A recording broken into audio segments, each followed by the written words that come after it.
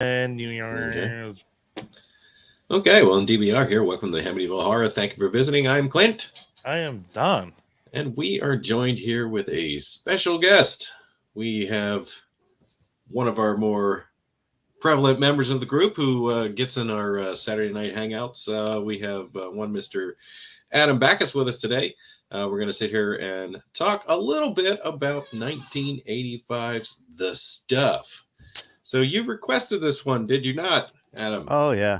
This is a personal favorite of mine.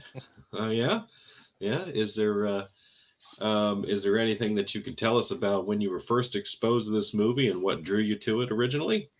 Yeah. Well, I remember when I first watched this movie, it was on VHS, and they used to have a video store in Shop and Save, and it was kind of neat because obviously you're like walking by the yogurt, and you're like, oh, look at that. There's an actual movie about killer yogurt. Isn't that interesting? Right. And so we picked that up with with a couple of my buddies, and kind of gave the yogurt a sideways glance as we walked out, and was a lot better than any of us had expected. Because back Oh, yeah. then, you never knew if these movies were going to be good or not. You just looked at the VHS tape and we're like, yeah, we'll give it a whirl. This could be crap or it could be great. And Yep. no, it was like one of the better ones, I think. I think it's really funny that you mentioned mentioned video stores inside of stores Yeah. because Walmart used to Yeah. have a video store, and I remember my parents would go grocery shopping. I'd be in there for 45 minutes to an hour just bullshitting, just looking at everything, and I was really disappointed when they closed it. And that's actually how I first watched the Toxic Avenger. So I was like, hell yeah, I'll take this home. And I'm like, oh shit, this is what I picked for the weekend. And it was like you just took a chance. It was like a game. Like, you had your Nintendo, the Super Nintendo games. Like, once you rented it, it was yours. Yep. Because mom wasn't going back. We're taking you back 5 days. So I watched Toxic Avenger probably about 6 times that weekend. Yeah, I was gonna say, no matter what it was, you watched it multiple Yeah, times didn't matter. to get Didn't matter. your money's worth. Yep, Jaws of Revenge, same way. I was like, holy shit. Well, this movie was done in 1985. This was done by Larry Cohen, which I have to say, when I look at the list of movies that he worked on other than this, a bunch of those are kind of weird too. Yeah, they're all Well, weird. Yeah. And what the hell was I just going to say about it? I figured we're going to do spoilers aplenty in this. I mean, it was 1985. If you haven't seen this movie, Yeah, stop right. what you're doing. Go check Go it watch out. it. Come back and watch us spoil the shit out of it. So, Absolutely. so I don't know. We want to do first impressions. What's your first impressions, Don? I mean, it's Clint. You said it. The word for this movie is bonkers. That is the epitome of what this description should be of this movie is. Yeah. Fucking bonkers. But it's so fun when you're watching it as you're going through, because it goes all over the place, and it never really, the only thing that it drills in your head is that there's this white shit that they put in a container and it controls your mind. And that's like that's the consistent element of it. Everything else is fucking nowhere to be found. Like, Yeah. I need to know about Mo. Give me your backstory. And he get like a 1 minute explanation of who this guy is. Yeah. I'm like, I need to know who this cat is. Like, he's amazing. And Michael Moriarty puts on just a performance of a lifetime for what this was. I mean, I'm not gonna sit here and complain about it because I loved it. But yeah, I mean, right out of the gate, I was like, okay, it's gonna be something special, especially when people are sticking their fingers in the ground and just eating it right out of Yeah. like, all right, I've never seen Yeah. it for a long time. The whole thing could have been avoided if you didn't have that Gotta- hillbilly sitting there, like being like, "That Right. looks pretty good. Let I me was try gonna- that." Gotta question your upbringing if your first reaction to finding pulsating white stuff coming out of the ground is you stick your finger in it and Well, start eating and it. and I'm glad that you said that. I I'm was glad that happy you to see said he that. smelled it first. You know what I mean? Well, before and he that's did the it. thing. Do you and did you notice there? And the other consistent element is everybody eats it with 2 fingers.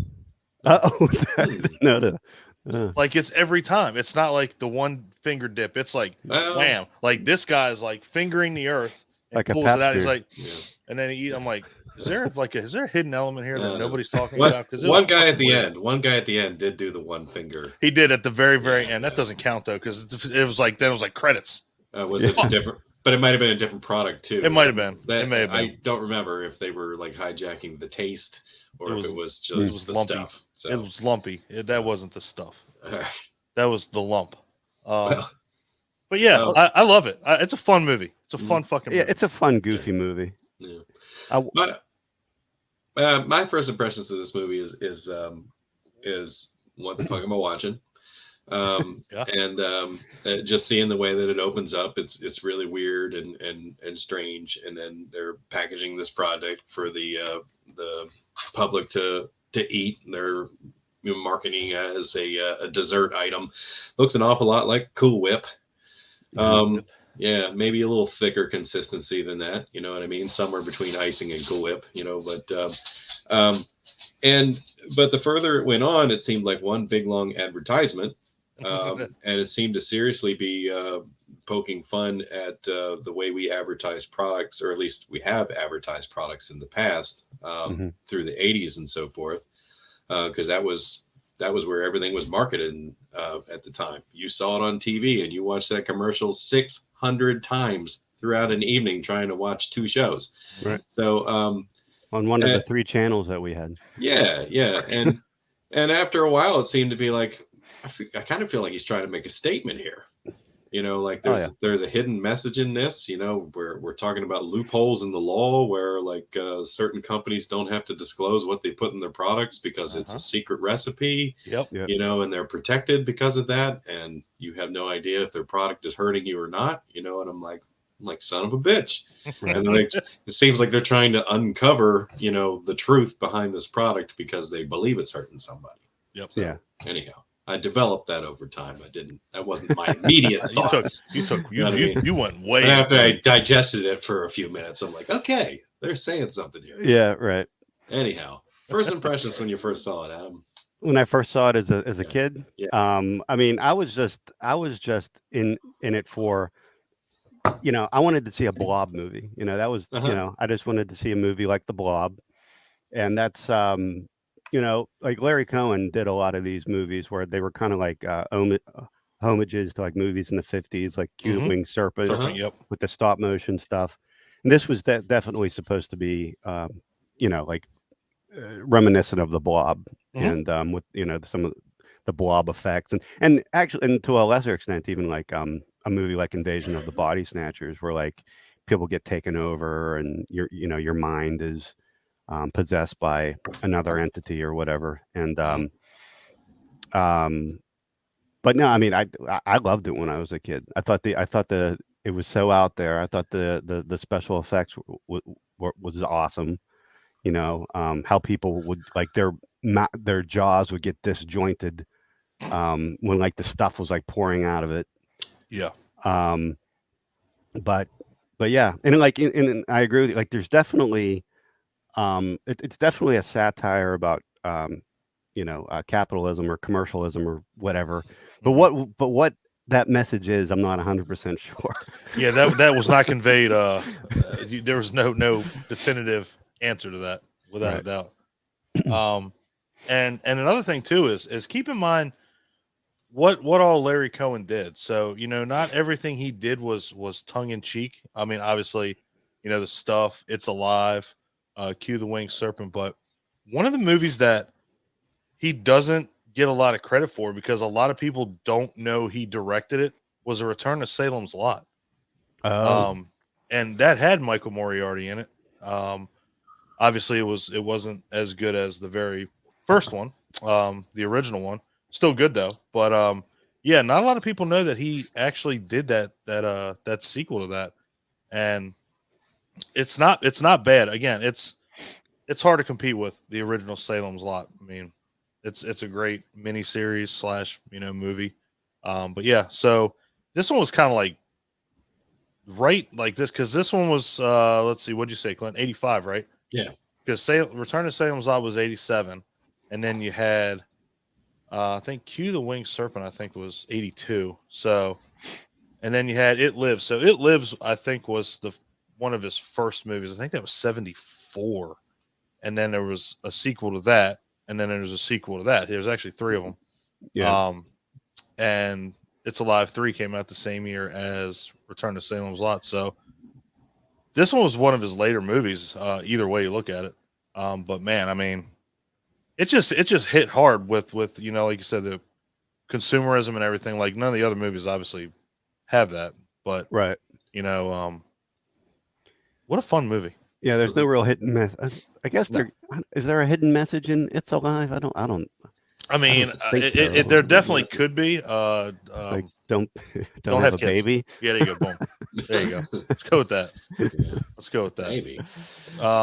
So yeah, so I guess we'll bust into it, and we'll we'll figure out. Actually, you know what? Let's bring back one of our cool segments, Clint. So What's that? before we get into it, so obviously you've already said consumerism. So what commercials do you remember way back when that you saw 6,000 times in a broadcast that you had to go buy, regardless of what it was, whether you needed it, you wanted it, you didn't want it? What was a commercial you saw that was like, I have to go buy that? Man. Several come to mind. Now, there was several things that I wanted to buy that I never did, but cue Teddy Ruxpin, but Oh yeah.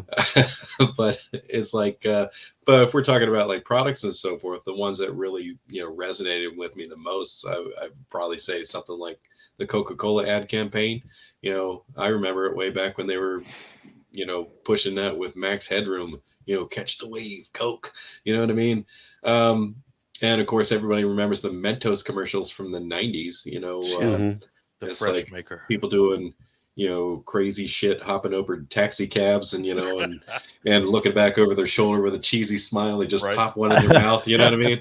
Yeah, it's like those were awesome. It's like it made me want to go out and get some Mentos, man. I thought I could do backflips and shit. Y'all didn't see after that, the guy smiled with Mentos and he only had 3 teeth in his fucking mouth. He busted on the concrete. Yeah. So those are the ones that just boom, they popped up. So they really did portray Mentos as like crystal meth. Like, absolutely, yeah. It was like, stop whatever you're doing and go get it. You need this now. Yeah, they would have just called it. Yeah, if they had called it Methos, I don't know if it would have Methos, sold quite as well. They would have marketed it somehow. Yeah, absolutely. They figured it out for sure.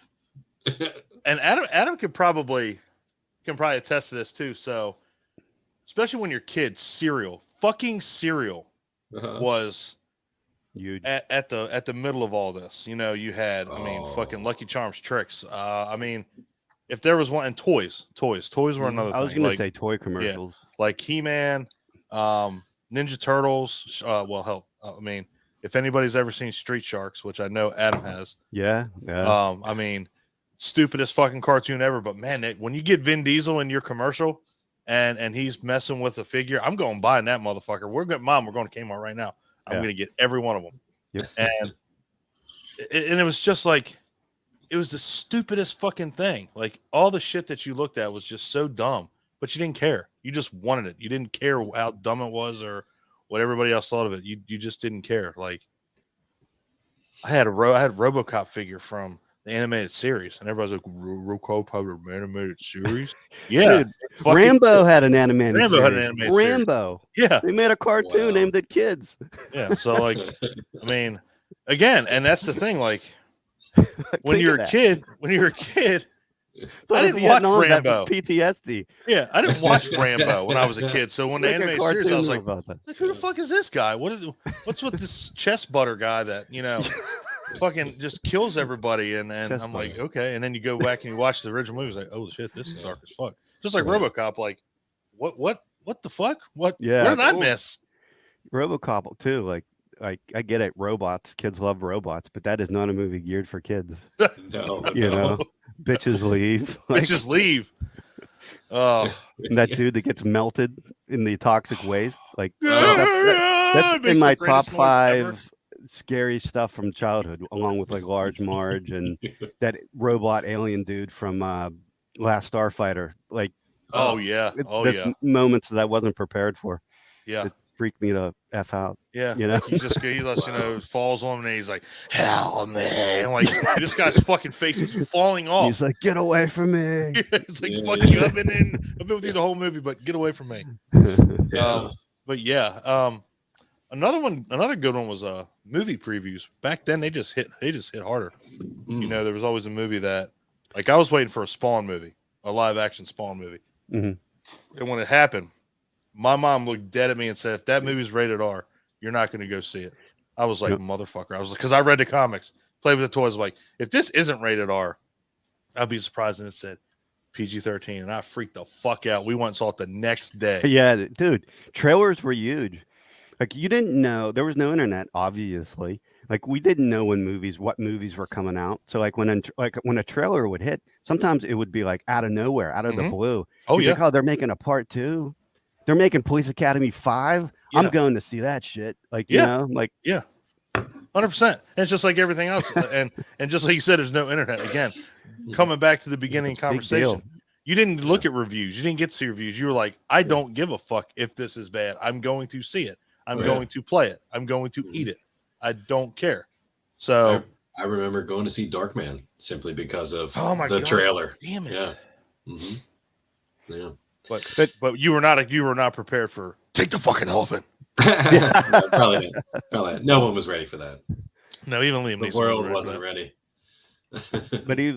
as long as like Yeah, commercials that's true. go, That's a good. Is that Nicole? I think so. That's a good point. Then you looked in the Yes. newspaper for Showtime. yeah. You totally Oh did. man, did I just get a wave of nostalgia? Absolutely. I used to call into the or theaters you called and be them. like, yeah, you Call the you talked to theater the robot. and you listen to the automated message tell you when the Showtime. Darkman is playing Yeah. at 1:15, 2:45, You had to listen to the whole 3:20. thing cycle Like, through. It was And I was ridiculous. like, I missed get one to of the your times. movie. Fuck, I'm calling back. Yeah, that shit was on point, man. That it didn't matter. You had to go see it, and yeah, it's like I said, and it's the way that the stuff is. Yeah, Clint, it's and both you guys said it. It's one big ass commercial. Yeah. Like Yeah. when they weren't focused on Mo and Jason, it was like they were showing the making of a commercial. They were showing the actual commercial. They were showing people eating it, and it was like. And you found yourself liking it too. Yeah. It's like, I would sit there and see this commercial, these happy looking people, dancing around in cool clothes and singing this song, and it almost made me want to buy it. Yeah, I'm like, son of a bitch, they could have drew me in. they were realistic commercials, and like the Stuff could have jingles ate were me kinda from the catchy. inside out. Yeah, that one bitch first starts. I was like, I used to like ice cream. Yeah, catchy jingles. Dude. And, yeah, we'll get into that. All right, so let's get into it. I just wanted to bring that Yeah, up. Like, well, that's what right at the else is beginning, that? so we So, can- But real go quick, straight though, for it. as far Yeah. as commercials go, how about Where's the Beef? Because the Where's the Beef lady is in this movie. yes. Oh, really? Yeah, I she's missed that. sitting there eating dinner with Abe Vigoda. If we go, Oh my god. you got any stuff? I'm like, how'd they get Abe Vigoda Yeah, Abe Vigoda. for this 2-second cameo? Then she goes, "Where's the stuff?" Yeah, where's the stuff? You got any stuff? Like Jesus Christ, even I the old didn't- bitch got. I She's missed that addicted too. somehow. Do you guys remember that though? Where's the Beef? Where's was the beef? everywhere. Oh yeah. Oh my god, yeah. There was There like was like a Wendy's rap commercials, wasn't it? remix for it and stuff. Like it was Oh yeah, huge. YouTube's Like, that got was like a big fucking saying. in the yeah, the movie. heavy metal version of it, where it's like, Yeah. "Where's the beef?" Like, oh shit! All right, that's my Yeah. ringtone. I seriously, I could be remembering wrong, but I thought that was like for Wendy's. That was like their ad campaign for a little while, and it stuck like forever. Yeah, Yeah, The that whole was almost summer. Wendy's, huh? it was like I think it was the other white meat. Yeah, That was yeah. that was a big one too. Like, don't eat all this red meat. Where's the Pork, the other white meat. Fuck that Right. noise. That's right. Give me that Yeah. cow ass. Yeah, yeah. Farmers were sitting on their pigs too long. They had to promote pork. You know what I mean? Starting to feel they got a bad rap. We got to sell more than just bacon. Come on. Right? Right. It's like we're raising boars now. Yeah. Oh shit! All right, now it's Yep. just getting real. So yeah, in the comments, guys, if you want, in the Facebook group here, tell us what your favorite commercials are. What did you buy way back? Oh when yeah, that'd be great. That you We'll put them up on the screen. Yeah, do you remember, buying and didn't even use it? You just bought it because the fucking commercial was incredible. And if somebody puts condoms on the comments, I'm gonna wonder about your sanity. So let's bust into this motherfucker. Yeah, Trojan man. Yeah, exactly. Yeah, I mean when you hear somebody like Trojan man, I'm gonna go buy that shit just because the motherfucker it's like Ricola. Mm-hmm. So, so again, 1985, Larry Cohen stars Michael Moriarty as your amazing detective named Mo Rutherford. Although the fucking bitch said so first of all, and we'll get into it, but when was his name David? All of a sudden his name was David. Yeah. Mo was like a nickname. Yeah. I'm like, and he liked it so much that he told the joke twice. Yeah.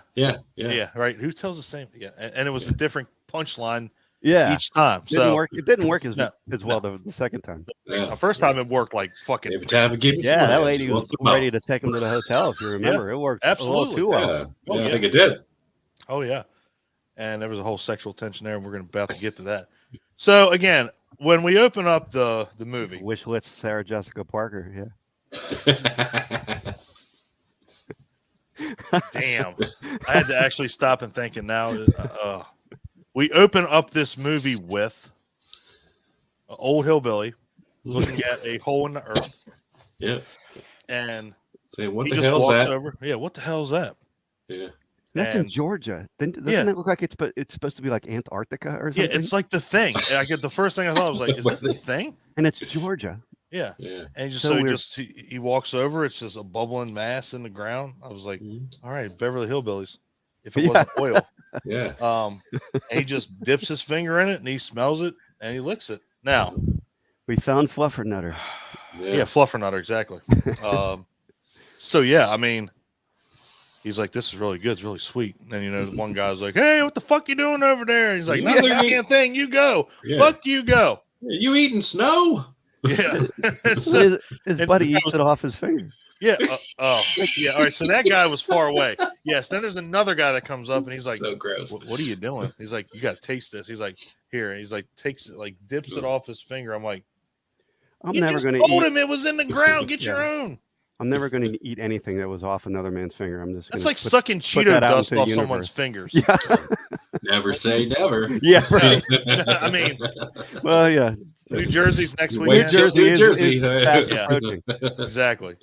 So, this is how they find what it is. And this old man is just, I mean, fingers deep, literally, in the ground. And then then we get to see Jason. We get to see the main character boy, who's getting eaten up by mosquitoes. Well, when you open up your window, you should probably put a screen in there. Yeah. I mean, just the obvious could help. Solution. And he goes downstairs and he's like, man, I'm really hungry. And he's like, man, the fucking stuff's over here and it's moving and shit. Well, then Dad comes down. Yeah. And this movie reminded me of what Dick's parents could be to their kid. This kid how was this kid? 9, 10, 11, maybe? Yeah. And his dad is like, you get your ass back up here and spanks him. I mean, and it's a real spank, too. Fucking like 5-hand smack to the ass. Like, ow! Yeah. It was rough. And Dad was a dick in this movie from start to finish. From the time he gets introduced to the time you never see him again. Yeah, he's a complete jerk off. Yeah. And I do want to mention, too, if you did not know this,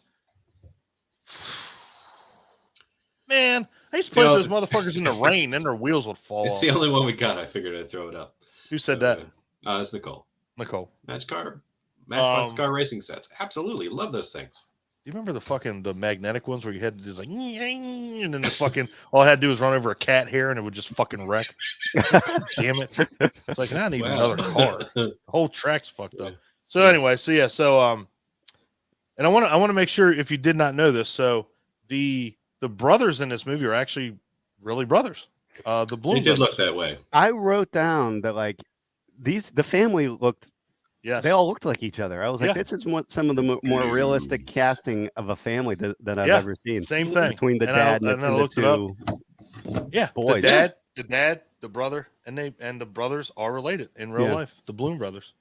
So yeah, we go downstairs. Everybody's like, so dad being an asshole again. Hey, he ain't missing any more school. He's already missed 3 fucking days. He ain't missing another one. He was well enough to come down here 4:30 in the goddamn morning and eat something. Yeah. Why don't you have a spoonful of stuff? Yeah. Again, and mom, 2-finger dip. Oh, now I got to get a spoon. Like you notice that, like those fingers weren't enough. I got to get a spoon. Uh-huh. And his brother is the biggest douchebag in this movie. Like just when he shows up, with his unbuttoned shirt. Like I know I got an unbuttoned shirt, but just saying. I'm fucking 39 years old. This kid was like 13, and just a little cocksucker. I'm like this. This kid's just an asshole. Yeah. And so then Jason proceeds to smack the stuff out of his mom's hand. Now, this is one of many things that we're going to talk about. So it smashes up against the cabinet.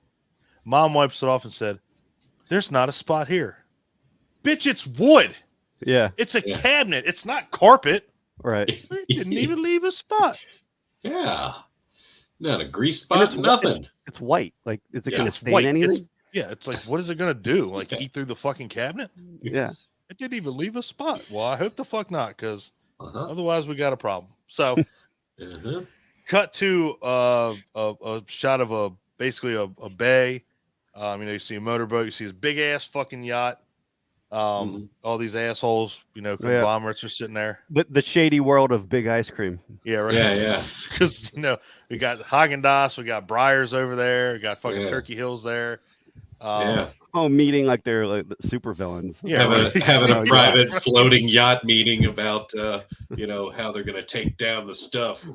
I think they started the whole yacht thing. Like everybody else was like yachts from now on. Like fuck going to like Jersey or somewhere and going and getting goddamn spaghetti. Let's just go on a yacht and talk about ice cream. Right. At least then the cops weren't going to do shit. Yes, we know this. We know this. He tried to give $500 to a roadside orphanage. Yeah. But yeah, so we roll up to this yacht. Everybody's talking, and then we get our first glimpse at Mr. Mo Rutherford. Uh-huh. And, sweaty palm. It's another sweaty palm. Sweaty palm.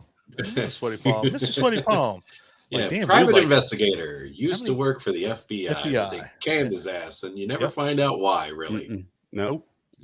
So they hire him, or they're thinking about hiring him, and he makes it known that I've listened to all your conversations because this old fuck's got a transmitter in his pocket.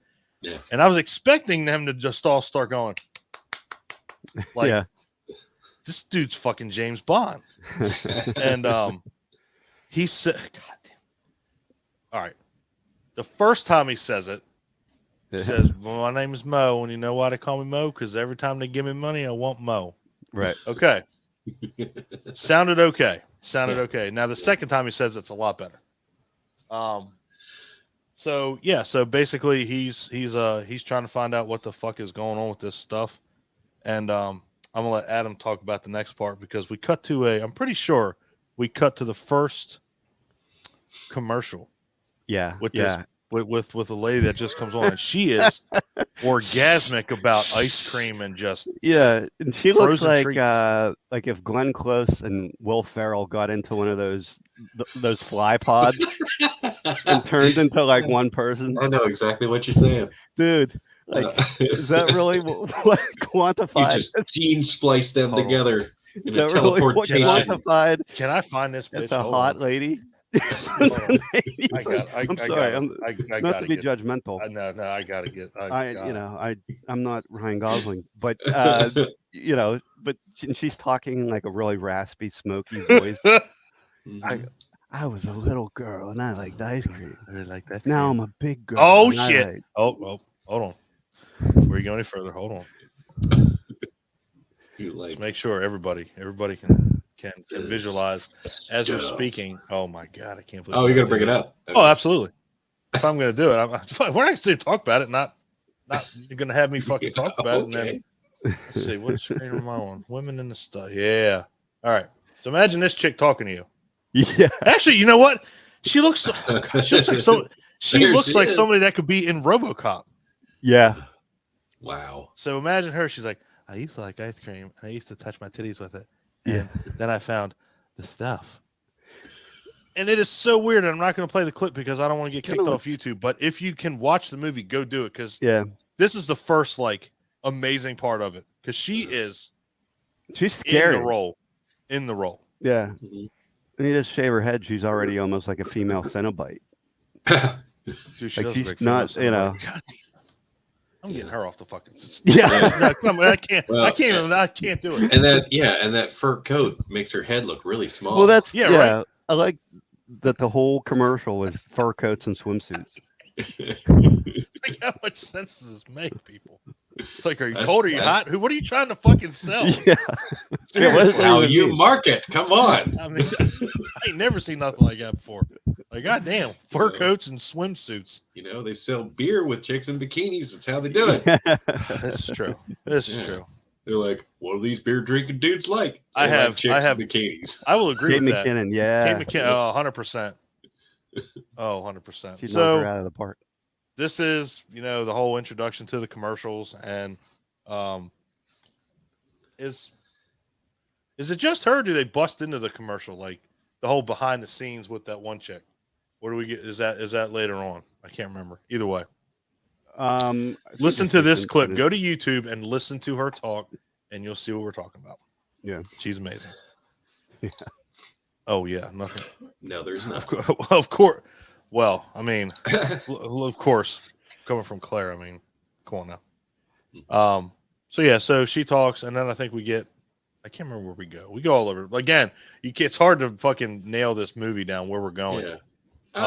Well, this is when Mo shows up and starts his investigation. Is this the one where he's like, I work for the petroleum company and everything? I think it's when he shows up and he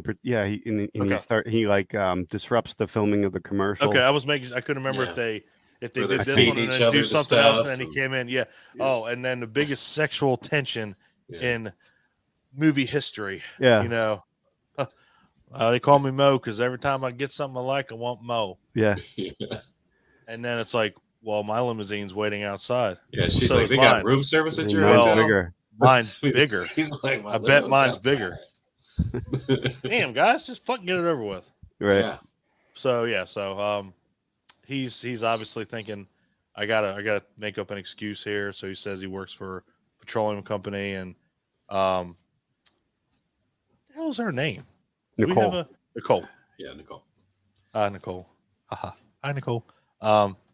So she's like, I need you to run everything you can on this guy. I need you to find everything you can about this guy because obviously he seems like a sleazeball. Then immediately wants to sleep with him. Oh, 100%. Like, because he says he's going to buy the company and put her in charge. And yeah, she's like it's an accent. Like, do you want to go get room service? Mm-hmm.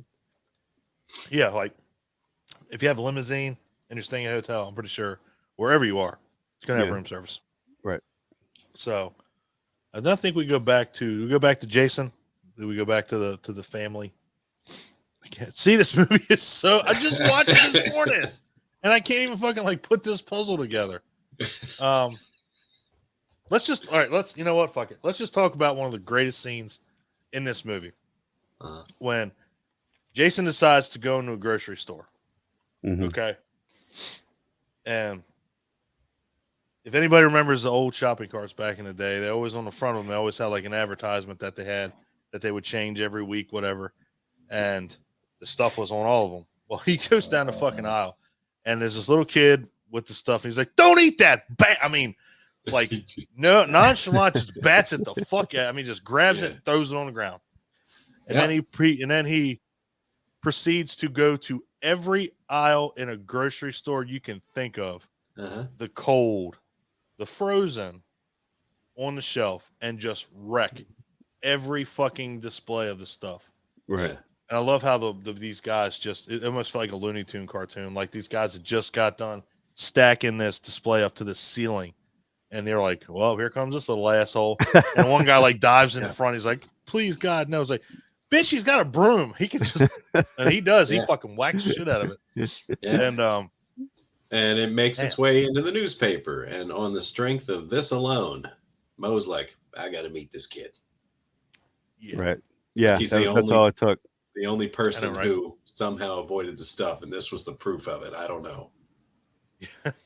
I always wanted to do that though when I was a kid. Just when run you through saw one and of those wreck everything. displays, just knock the shit out. Definitely. You know. Oh, Definitely. dude, if you ever watch Supermarket Sweep, that's what you wanted I to was do. just gonna say it was like supermarket sweep. Yeah. Yeah, 100%. I'm going after the big ass inflatable, whatever the fuck it is, and Yeah. I'm hoping it's $1,000. But I know damn well I'm going to turkey. I'm going to cheese because I'm getting them big old blocks of fucking cheese. I'm winning this bitch. I had a question about the stuff. Mhm. It's always refrigerated, but it came out of the ground, and it was not refrigerated in the ground, obviously. And actually, there was like a shelf in the store that wasn't refrigerated. Yeah, It was they like had it next all to the stacked. Pop-Tarts. It was Yeah, just, then they it was had just it going a up. display, Yeah, all just stacked stacked up. Yeah. You know, where it was not refrigerated. So it's like they weren't very clear about, you know, the handling of the stuff, like what you had to do for it, and what made it safe and what didn't. I also want to say that this kid is one of the most clumsiest motherfuckers in the world because when he throws that stuff on the ground and he takes off, he almost dies. Like he almost takes a face plant. He tore an ACL. Like, Yeah, he was out for the year. He was out for the year. He was out for the season. And you know what? Maybe the stuff does taste better Well, cold. I think it was just like marketing because it was they were trying to market it like it was ice cream or yogurt, even though it was like neither. It didn't need to be refrigerated, but it's mentioned for I think a split second about. And you No, don't it's eat not that stuff refrigerated room temperature for sure. Yeah. Okay. So, but it's. I mean, you know, if you walk away and come back, you'll never even hear it. So, Yeah. but yeah, I mean, it's like, and they even he tries to do it in the beginning. He's like, it's spoiled. Well, taste it, bitch. Have you tasted spoiled milk? Go fuck yourself. We're not playing this game. You go ahead. You have diarrhea for the next 5 days. Yeah. So, I mean, Mo is continuing his investigation. I mean, who was it that he hooked up with next? Was it Vickers, played by Danny Aiello? that was an interesting. That dog. was a cool scene. Yeah, because like the dog was like holding that guy hostage. Yeah. It's so weird. He's like Danny your Aiello, boy, man. Danny Aiello, and like Danny Aiello, like in the opening credits, he's listed as a guest star. Guest star, which is like really weird. This isn't Family Ties. Yeah. Like there is, guest star Danny Aiello. It's a freaking movie. Paul Sorvino's just in it. Yeah. It's like, damn. Yeah. Guest star Danny Aiello. Yeah. Maybe. Thanks for showing up, Danny. That listing had something to do with how he got paid or something like that. Yeah, I have no idea. But maybe He wasn't sagging. Pretty funny. Point. You know, on this week's episode of Who's the Boss? Guest Yeah. star Danny Aiello. You know, oh man, it's on a very special episode of Blossom, Danny Aiello. Yeah, right. Doberman. So with Zsa Zsa Gabor. Did I take from that he worked for the FDA? I can't remember. Yeah. He was a member of the FDA because he was trying to figure out how this even got approved because everybody that had approved it at the time was either dead or like they had fled the country. Mm-hmm. And he was like the last FDA member that approved the stuff that he could like track down. Mm-hmm. Right. Yeah. And he didn't have a good answer for how it got approved, and he couldn't tell you what was in it. Right. But it's perfectly safe. I feed it to my dog. Yeah. We're about to find out how safe that is. Find out how that goes. Now, first of all, when you got a Great Dane, first of all, I mean, I'm not fucking with that anyway. So I don't give a shit what he can hold me hostage because I ain't fucking with that big of a dog. Yeah. But it's so weird. That dog was huge. That dog was fucking. It's like a horse. Yeah. It's only a year old. Yeah. That's what I was getting at. I was like, wow, he's only a year. I'm like, it's like Clifford. Obviously, you're feeding him this stuff. Jesus Christ. That's how big Clifford was as a puppy. Right. So, yeah, continue. Yep. So, I'm trying to remember what tidbit of information he got from there. He went upstairs. He went upstairs and then he walked in. He was like, and again, so Michael Moriarty, Mo, is like one of the most comfortable motherfuckers in the world. So he just goes. Yeah. So Danny Aiello goes. He just gets up and he's like, let's go to kitchen. Like, hey, what's up? Damn, let's go to kitchen. Yeah. And then he goes open the door and then all the stuff, all on tables and everything. And he gets a file of some kind. I think it's like a couple names or something. Okay. So he gets a little bit of info, and then turns on. Oh, Ben, you've been a good boy. You want a treat? Well, we got a treat for both of us. Yeah, or it might have been the forwarding address. That he ended up going to next. That was a really awkward transition because he said, "I'm going to get you a treat. We both deserve it, right?" And I can't remember what they cut to, but when they cut back to him, he's like crawling. He's on the fucking ground. Yeah, he's like crawling like army style, and like the dog's like coming at him. Yeah, and he tries to hide under I'm not meaning to laugh, but yes, you're right. Like a cabinet. Yeah. And then the dog proceeds to rip the fucking phone out of the wall. Right. And yeah, it was pretty insane. One smart dog. Well, I mean, yeah. Oh shit, here we go. Yeah, let's look at this dog. Like, let's look at the special effects of this movie. I'm gonna present this. I'm gonna share the screen again. This is our thing right now. So I mean, there's that doggy. Yeah, look at that. Yeah, and that's in Danny Aiello's face. Like, God damn. And you think it goes to bite him, but at the same time you're thinking, is he just like trying to get the stuff into his mouth? What's he doing? It's like, but he already admitted to like he was eating the stuff, so it didn't really. I didn't get it. That's the thing. Yeah, it's like because that's when you see the stuff it overtakes somebody, but he had already admitted it, so it's like, so he was either lying or he had a high enough tolerance to it that it didn't take him over. He's Danny Aiello. He can't be taken over by anything. Yeah, exactly. So that was a kind of a gnarly special effect, honestly. The chiropractor, Jacob's Ladder. Yeah. So then we go to we're in a town called, was it Stater, Virginia? Okay, I live in Virginia. I don't know where the fuck that is. I think that might have been made up or something. But they changed the name of the town to protect the. Yeah, it's probably like an hour away from me because there's a town that looks just like that. White Post. So it's probably White Post, Virginia. So Mo shows up. Jesus. Gets with a gas station dude's like, fill her up. And they, okay, fill her up. He's like, stop at 20. Do you want him to fill it up? Do you want him to stop at 20? Make up your fucking mind. So then just like out of nowhere, he's like, hey, so a car rolls up. He's like, you recognize that car? He's like, nope. So then all hell breaks loose. Like he goes walk towards it. The gas station attendant just takes off. And then Mo gets up to the car and looks in it and like, dude, it just pulled up. You kept the camera on there. You never showed anybody getting out of it. Mm-hmm.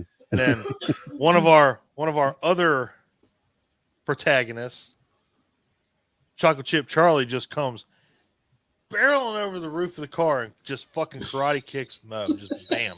Yeah. Like, it's like it's like the Wish version of the fight scene in They Live. Like it didn't make a lot of sense why it happened either. It was just out of nowhere. What the hell? He's just getting attacked now Put the glasses on, like eat the yogurt. What just happened? Like jump, like damn, yeah. Wish version of a Chris Tucker and Jackie Chan movie called Rush Hour. Yeah. But yeah, I mean, I don't know, like what the fuck just happened? Like just jumped over the roof of the car right there. You should know something was fucked up anyway. Like, damn, he cleared that like was nothing. And then he's like, man, my hands are registered as lethal weapons. Yeah. What? Chocolate Chip Kung Fu Charlie. Chocolate Chip Charlie. So that dude was fucking awesome either way. Like, and then he immediately joined the quest. That was the one thing that bothered me. I hadn't seen this in a while. And it was just like whoever Mo runs into immediately like just latches onto him, and he's like, I'm just gonna follow you around and help you with your investigation. Come on, man, it's like an RPG. It's like a Super Nintendo RPG. As soon as you like do something, somebody like, Chocolate Chip Charlie, join your party. He's got such a magnetic personality. They can't help but they're immediately recruited, part of his group. like Jesus Christ getting disciples. You know what I mean? Yeah.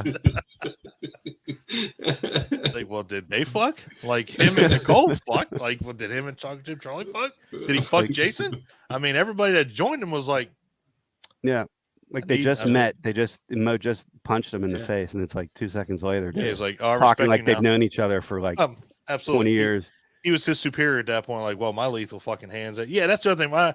My hands are lethal weapons. Mo Rutherford just whooped your ass. Yeah. Yeah. Keep this in mind. Keep this in mind. And then, later on as we get to it, fucking, I love. Just remember, anybody can punch through particle board if you punch hard enough, and we'll talk about that later on in the store that they go to. Wasn't that isn't that what happened next? Or am I missing something? I'm pretty sure, and correct me if I'm wrong. I'm trying to find this info out, and I haven't been able to run into it. But was that attendant at that store not Larry Cohen?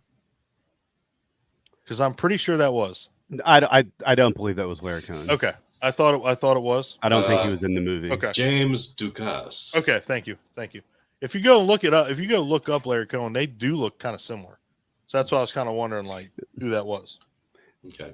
I just throw it out. Garrett Morris was Chocolate Chip Charlie, by the way, from Saturday Night Live. Yeah, he was on there forever. I was just like that was kind of a cool little bit of casting. Anyway, one of my favorite things he ever did was when he was on Saturday Night Live and they pulled that whole gag where they were doing a little thing for the hearing impaired. And he'd show up down in the corner. You're expecting somebody to do sign language. And he just yells everything he's saying. Fucking great. That's awesome. Yeah. Oh, and this was one of the first times in the movie. We don't get a lot of cussing in this movie except from Chocolate Chip Charlie. His beautiful black ass. And Paul Sorvino. I'm sorry. Yeah, we'll get to him later because that gets weird as shit. Yeah, I know exactly where you're going, and I was like, what the fuck? Like, what did happen? Paul Sorvino was like, yeah, we'll talk about Paul Sorvino later on in the movie, but yeah, Chocolate Chip Charlie, his beautiful black ass.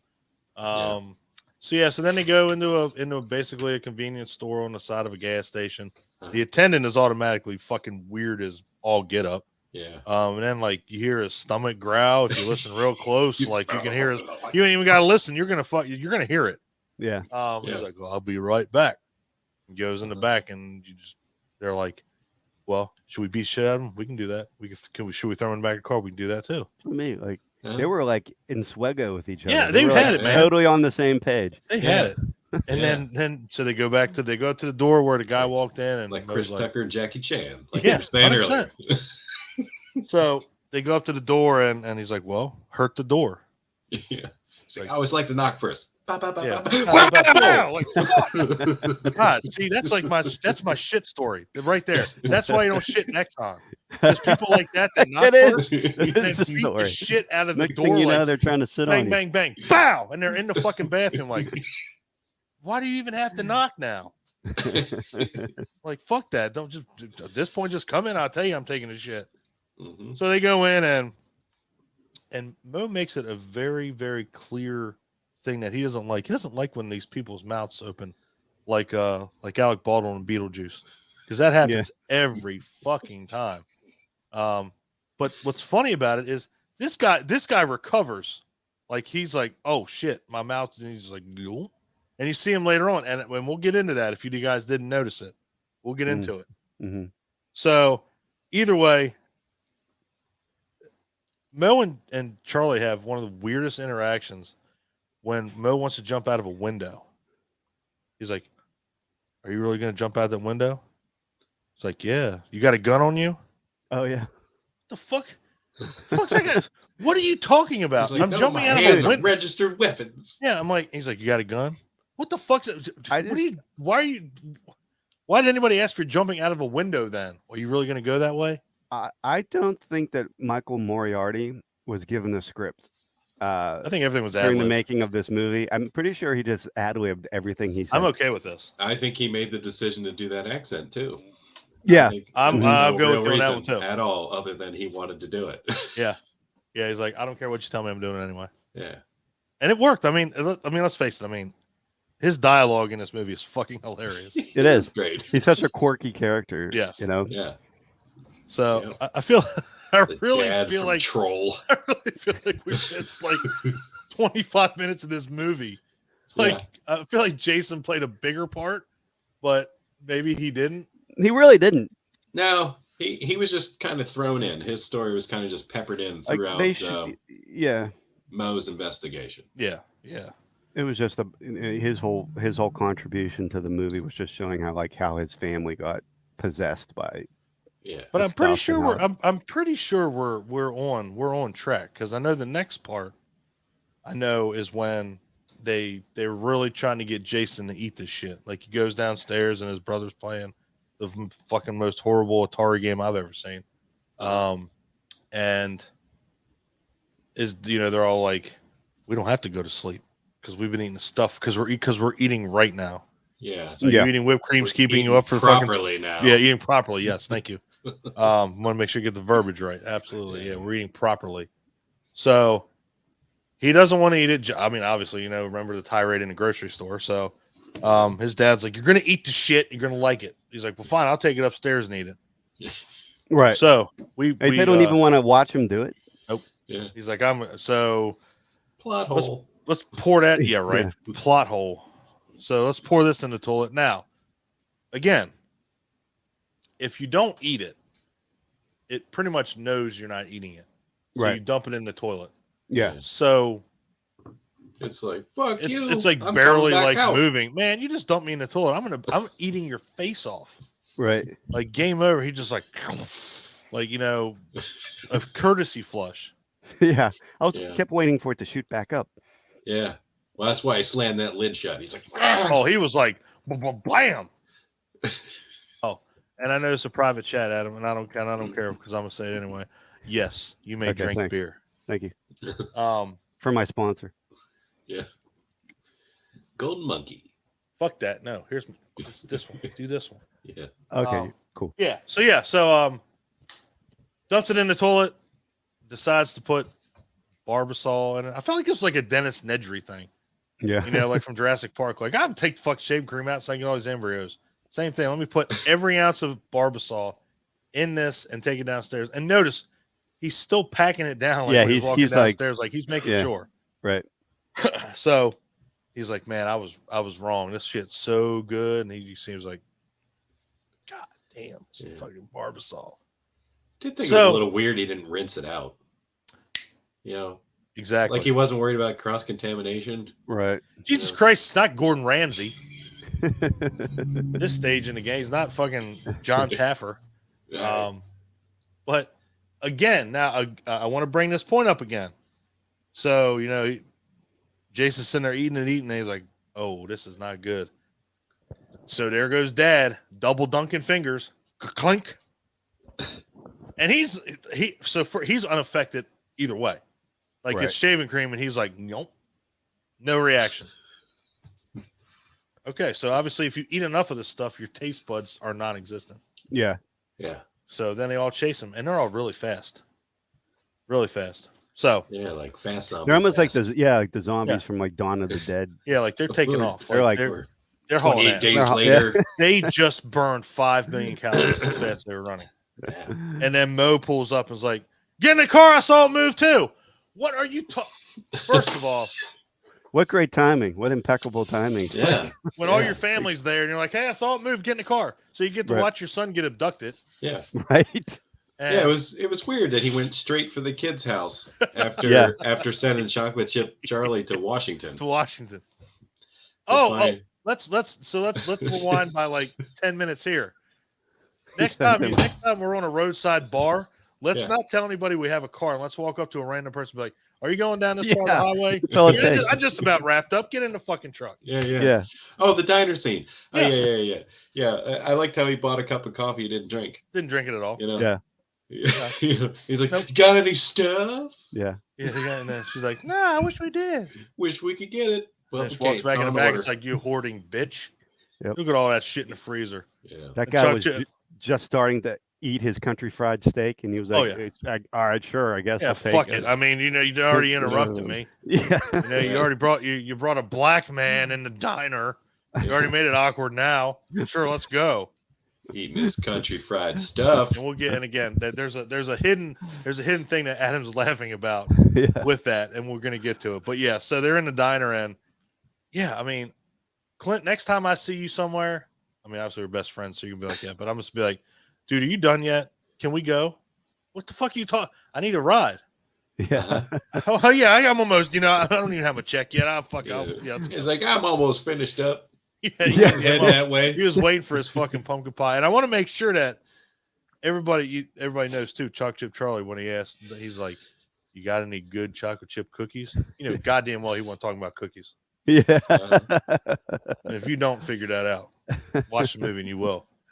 So anyway, fast forward to where we were. Mo rolls up. Get in the car. I saw it move. Were his exact words. Yeah. And again, I love too. Yeah. I love how you guys said perfect timing. Yeah, rolls up. The whole family gets to see their son and brother abducted by some agent that nobody knows about. Yeah. And they pulled a T-1000 as they were running down the road. They were still on his ass. Yeah. I felt like one was going to just jump out and their arm was going to turn into like the stuff and clunk onto the fucking trunk and start, climbing up. That would tell me that wouldn't be cool. Do a reboot. Right. Put that in. Dude, I'd love a sequel to this. 100%. Yeah. They start having a conversation and Jason just yaks in the car. Yep. And I want everybody to, when they watch this, I want them to see the next scene. After it shows them, and everything, I think they're going to the airport. And then it shows Jason's face, and he has the biggest shit-eating grin for no fucking reason whatsoever. He's not real upset about his entire family getting wiped out, is he? No, and he just threw up like shaving cream. He probably would have already fucking died by now because as much as you ate, Poison Control Center, you should probably call them. Yeah. But he's just got a fucking smile on his face. I'm like, what is wrong with this kid? Is this kid mental? What the fuck is wrong with him? He's just like cool, you just got abducted. Your family's going to die. The greatest day of my life. Yeah, it's like you're about to get on a plane. And this is go to school tomorrow. And this is then, right. Fuck you, Dad. I can miss 3 more days. And this is when we get Nicole saying David for the first time. Like, David? Who the fuck's David? Right. The kid's name's Jason. That's Mo.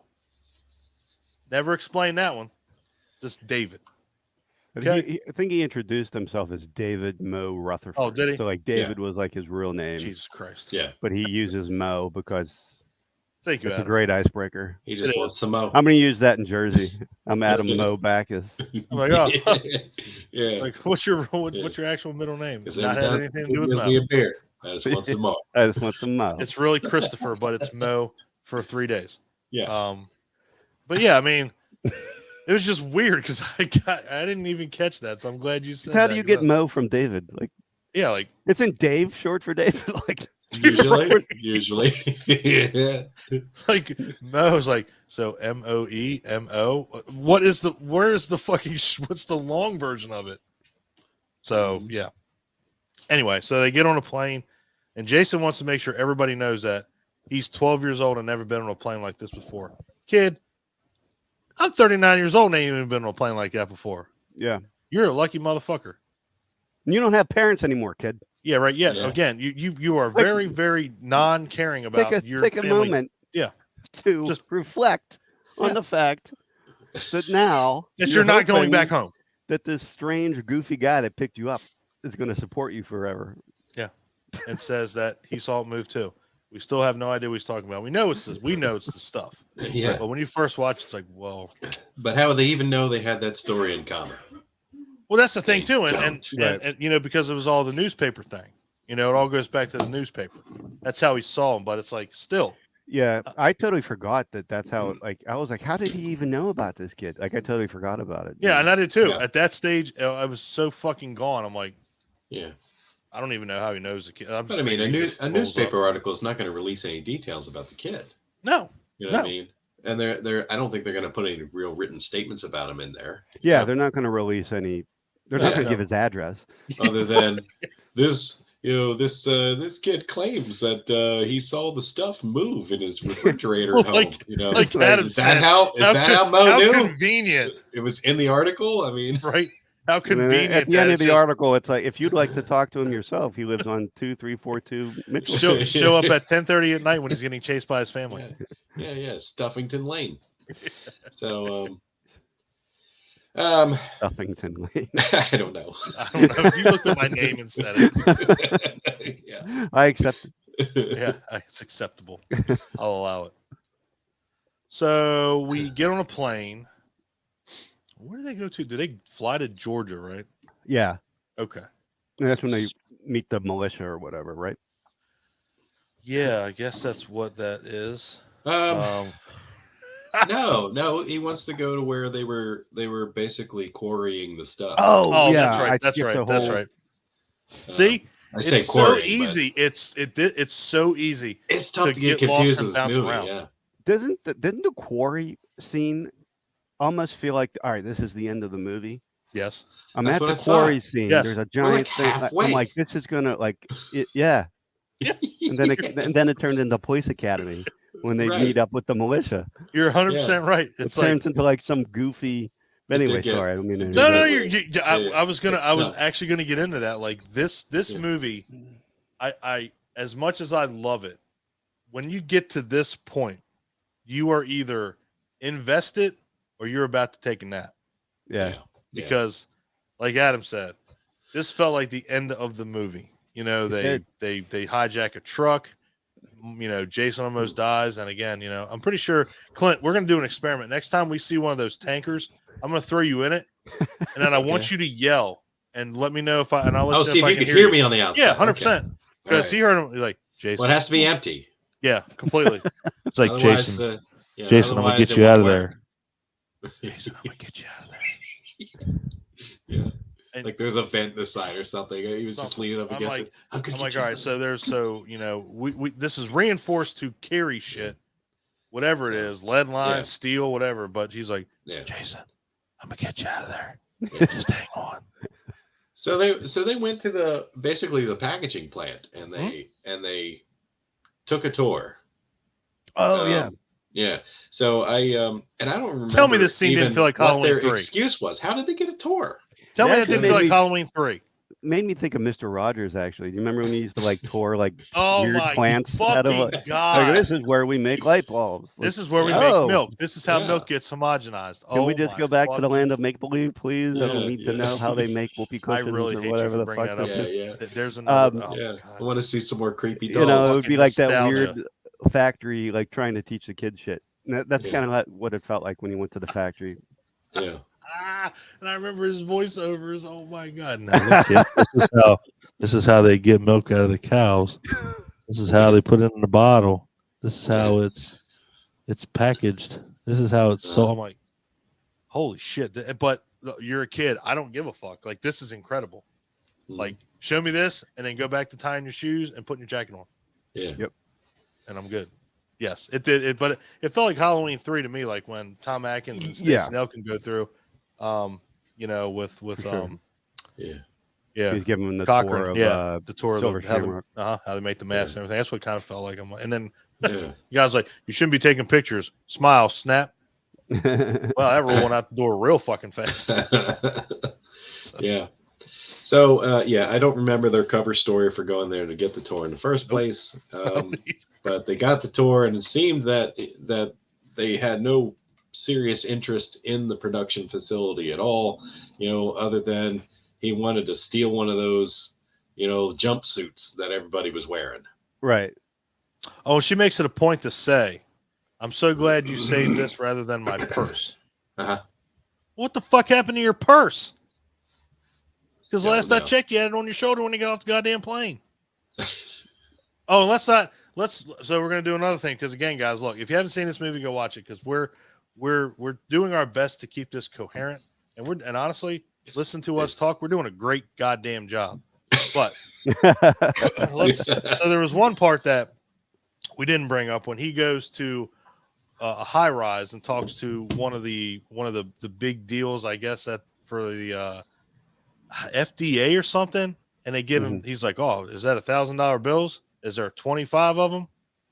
So he gets paid and he gets a contract to, I guess, infiltrate whatever. And Clint, that's what you saying. There's no backstory. It jogged my memory. Now, whether that has to do with that, but they talk about, you know, how Nicole did the whole commercial, and you know, when they're first talking, they say, you know, you named it, you gave it the name, you know, the stuff and this, that, and the other. And they talk about that, and then this gets brought up. So I think when he talks about it in the tour, I think they say something like, "You've done a great job, marketing and selling and yada yada yada." So I think that ties into that. I think. Oh, Yeah. Because I know he goes and talks about we're slowly approaching this. Don't worry. I was just we can't. No. We will cannot not forget that. That's like one of the best scenes in the movie. Oh, without a doubt. So yeah, they're going through the tour. Then they don't learn anything. They don't learn a goddamn thing, like in the tour. Like No. Even if they weren't trying to like find anything out, like I would have been disappointed. Like this is your tour. You need to regroup. Yeah. I'm disappointed, especially if I paid for this tour. The tour sucks. Anyway, Clint, continue. Yeah. So I mean, they left, and I don't know. Is that where we get to the motel scene? I think so. Not yet. We're getting there. Not We're getting yet. there.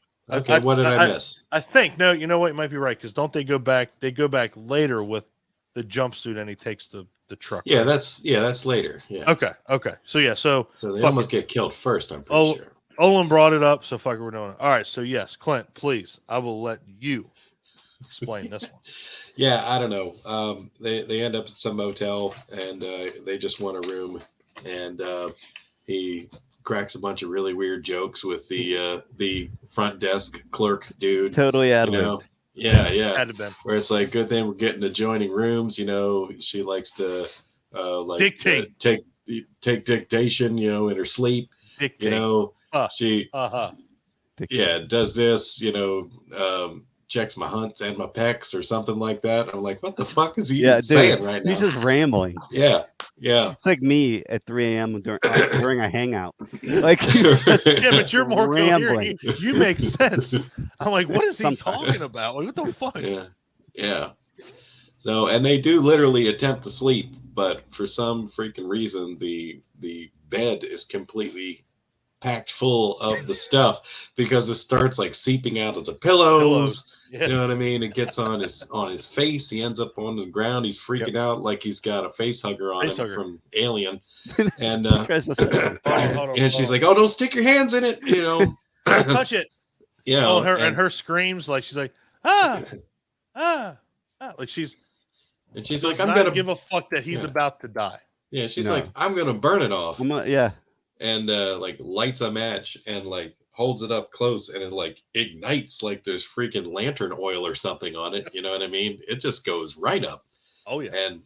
And I guess it like has to cook or something, and he's finally able to like throw it off of his face and it splats on the wall. It was not an instant thing. And the only thing he really said was, "It hardened on my face." Hardened on my face.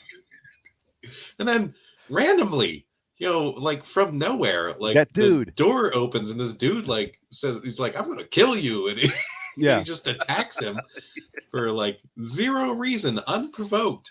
Yeah. And then he gets Peter North up against the wall. Absolutely. That dude gets fucked up against that wall. Absolutely. He's cocky with the stuff. He is. Oh, he's fucking. It's game over. And I think they did one of those effects where they had like a tilting room or something like that. Or I think they said they reversed. I read backwards or something. No, I read it's the same set. It was a rotating room, the same set that they used for Nightmare on Elm Street. Really? Yeah. That's cool as shit. Wow.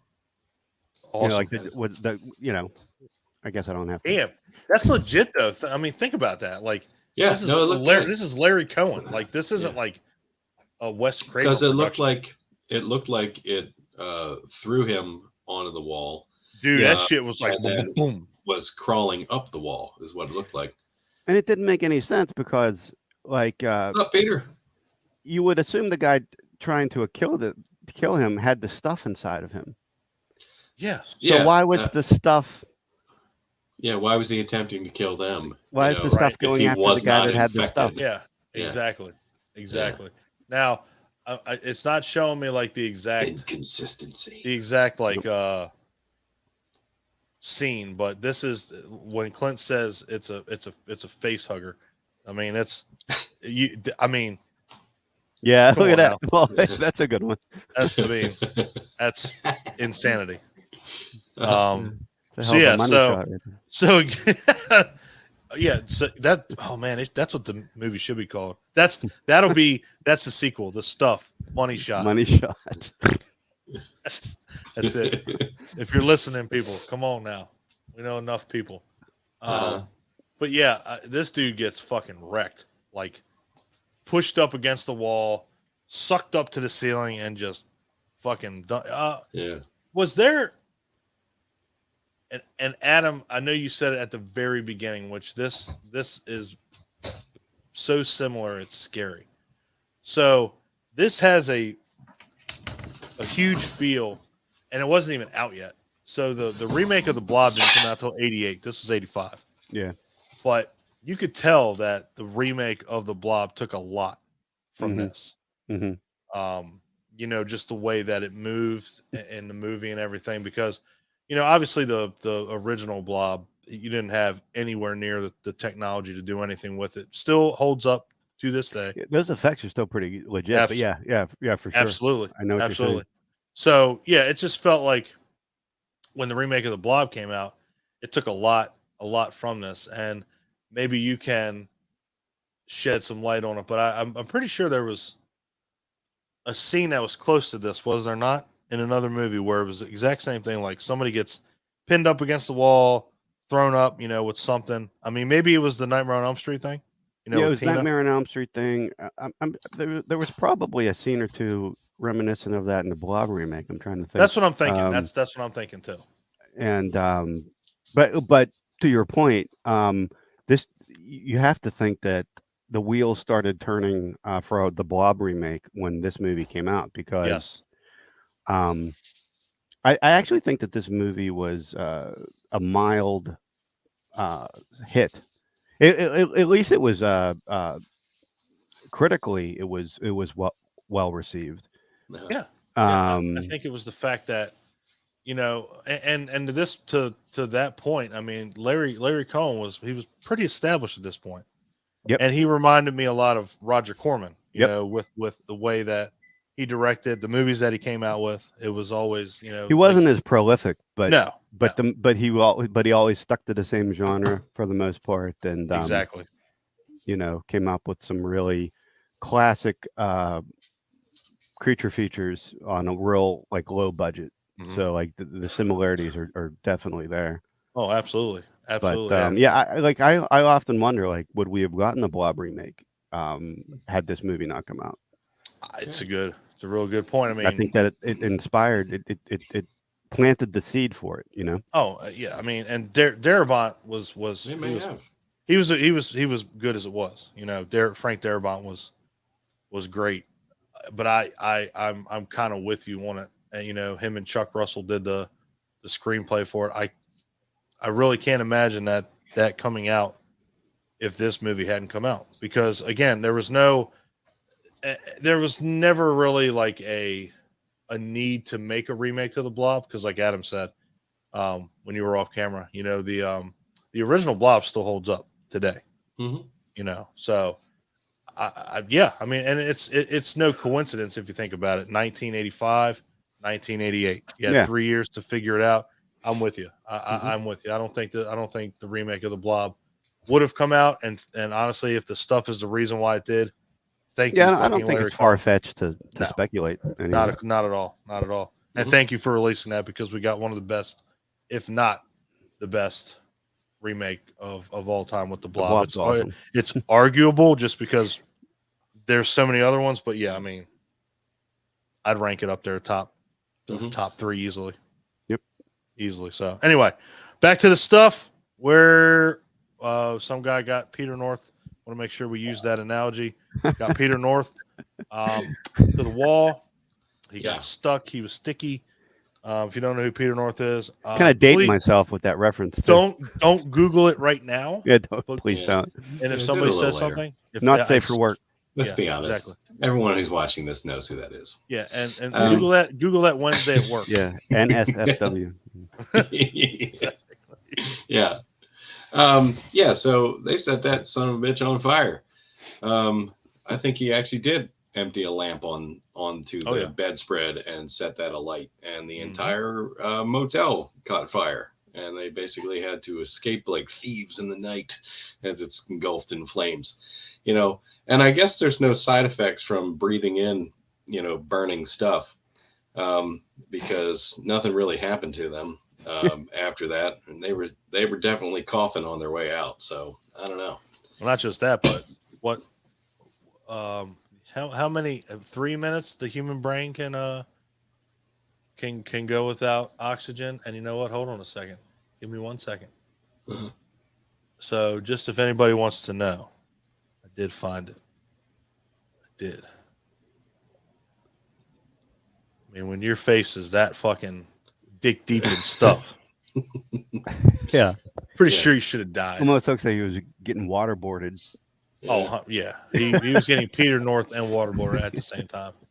And let me light it on fire. Just for aesthetic reasons. Like that's Yeah.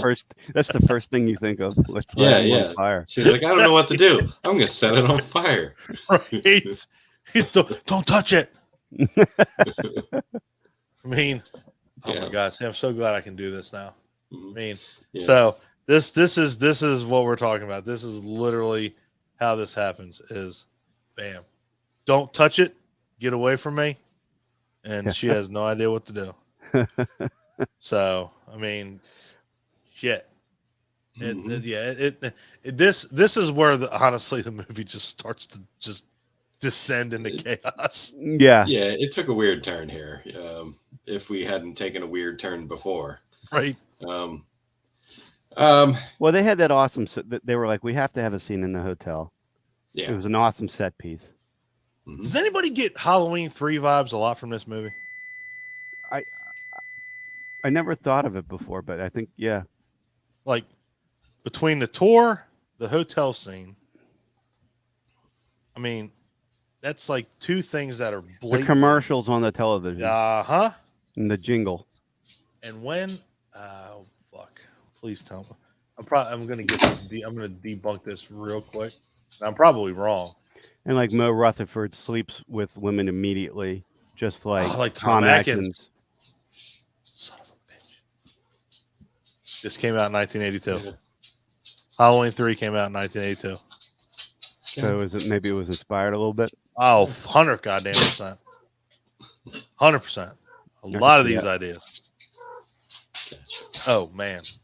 Okay. Well, back to Halloween 3.5. I mean, the stuff.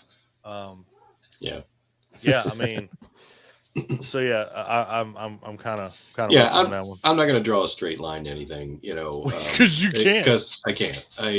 I'm sure I've gotten some things out of order, and I'm sure I've we missed all some have. major things that have taken us places. So go watch a goddamn movie. Yeah. We're doing a great job, okay? I Goddamn it. did. I was gonna, you know, I watched it again before we did this, and I still I think can't we're do doing it. good. We're doing So, great for yeah. keeping this coherent. We're doing a great goddamn job. So yeah, he ended up at the place where they basically get the stuff out of the ground, you know. So Mhm. him and this chick, they go back there, you know, and he's like, oh yeah, that's the stuff. She's like, they're not even doing anything to it. They're Yeah. not like Yeah, they're not right. adding anything. Not They're doing not anything. like doing There's anything no to make processing. it safe. No He's processing. like, nope, just siphoning it right off of Siphon it. this pond here and like putting it right in the tankers. Like You a know. septic tank.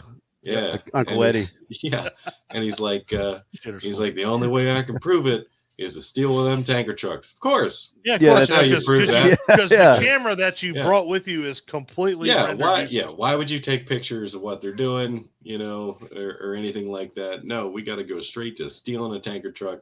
And so glad I kept this get up, you know, pulls it out, you know, to put the thing back on, because, you know, the jumpsuit that everybody's wearing. Because she's like, how are you going to get down there? They're going to see you. He's like, not if I'm wearing this. What if it would have been white? What if you would have fucked up, Mo, and it would have been a white jumpsuit? Yeah. It's like, Yeah. damn, they're wearing different colors down here. You know? But then he would have probably had to, like, you know, Indiana Jones, like, hack somebody who's wearing one and take their clothes, that type of shit. I would have Right. expected that. I would not have Uh-huh. expected him to say, I got this in my duffel bag. I was expecting him to go down there and Mhm. fuck 14 people up and steal one of their jumpsuits, because That's what he's done the whole fucking movie. Like, did he already have the jumpsuit on? No, he took it out of the because so Nicole makes a snarky remark that said, "I'm glad you saved this instead of my purse." Mm-hmm. Like, yeah, they specifically made it so that it was like, fuck her purse. This has my jumpsuit that I know they're going to be wearing. This color at this time of day. This guy's a genius. She probably meant from the motel fire. Yeah. You know, her belongings were probably still in there. Glad you saved that instead of my purse. Right. Fair enough. Because when he sneaks down there, like the one worker goes like around the tanker, he knocks him out, and in 2 seconds he's back. He's like he's taking his place, and he already has the jumpsuit on. And I'm like, wow, that was a quick change. Mm-hmm. I mean, I guess it could have happened. Hey, Mo's fast. Yeah, Olin's like he's a magic man. We've established this already. Yeah, that was after the motel. Yeah, that was after the motel. Yeah, even he's trying to keep us on track. Good job, Olin. I think we're doing a damn good job so far. Yeah. Mm-hmm. Things are okay. Let's put it this way: everything that we're talking about is going to happen in the movie. Maybe not in the order we're saying it, but it's going to happen. Mm-hmm. So you're not going to be surprised. Yeah. So somehow the kid ended up inside the tanker, right? Is that where we are? Yeah. First of all, did they ever show that? Yeah, he was skulking around, and he was trying to avoid detection. I think he ended up on top of one of the trucks, and that's fucking brilliant, because like dropping down through the hatch, and then he couldn't get back out. You know what I mean? That kid did not have good survival instinct. No, that kid would have been fucking dead. Any other movie, he'd have been dead. Any zombies, anything, this kid was eaten first 5 minutes. Yeah. I mean, I never got the inkling to drive, anywhere with a stranger, and then get in the back of a fucking tanker. Like, oh, I'm pretty sure I can't get back out. Like, I shouldn't do this. And then you get to see some of the best CG effects, green screen effects ever when they start putting his stuff in here. And he's like, well, come on, motherfucker, come get me. Like, damn, this kid's trying to die. What are you waiting for? What are you waiting for? You already took my family. Take me. I'm like, that's when the shit got real right there, when he was like, man, he took my family. I'm like, oh man, like you want. You're almost, like, oh, he did notice. Yeah, 3/4 of the movie, it's like, damn, now I feel sorry for this kid. I was an asshole the whole time to him, and now I'm like, damn, that thing did take his fucking family. Anyway, continue. He was more impressed with that airplane and flying on an airplane for the first time than he was sad about his family getting. Yeah. Oh, and let's not overlook that. Yeah. So rewind a little bit. So for somebody that was so excited to be on a plane, little bastard fucking fell asleep. And then, like, in the most like prolific stance of a kid I've ever seen asleep, he's sprawled out like a fucking like porn star in the seat, just boom. And then Mo's like, hey, if we don't come back in 3 hours, take this little bastard to Savannah Airport. Damn. Like, I think okay. Let's just get this out of the way. And maybe I'm looking too much into it, but I don't care. I want everyone to think about movies that they've seen and tell me that this stuff hasn't inspired them in some way, shape, or form. Phantasm, like we were talking last night. Reggie dropping him off at the roadside orphanage. Them leaving him in the fucking plane. Hey, if we don't come back in 3 hours, take him here. Halloween 3, hotel scene. We said it at the very, very beginning. When the movie starts, it felt like we were in Antarctica, like The Thing. Yeah. I mean, The Blob. I mean, think about this for a second. A movie that's so under the radar, but like Adam said, so well known because of its cult following. I'm just thinking of all these movies that have come out, and it's like, how much influence does this have on it? Because you have the bumbling idiot that shouldn't be able to do any of this and is doing it. Almost kind of like Dead Alive, like with Lionel. Like he had no reason fighting off a horde of zombies, and then he gets a lawnmower and the whole movie changes. It's like now he's a certified badass. So it's just almost like this, like you fall into a situation and it's like, how many of these other movies were inspired by this? I'm just going off everything that happens, in here, and I'm thinking of other movies I've seen. And it just seems like there's some kind of inspiration. Yeah, for sure. It's definitely like a patchwork of like other movies. It, it was definitely inspired by a lot of other movies, and in turn, I think planted the seed for movies that we got in years later. Yeah, think about Ghostbusters too. The slime in the bathtub. Or the Stay Puft Marshmallow Man, and them all covered with the white shit at the end. I was hoping Bill Murray's going to be like, man, I'm covered in the stuff. Yeah.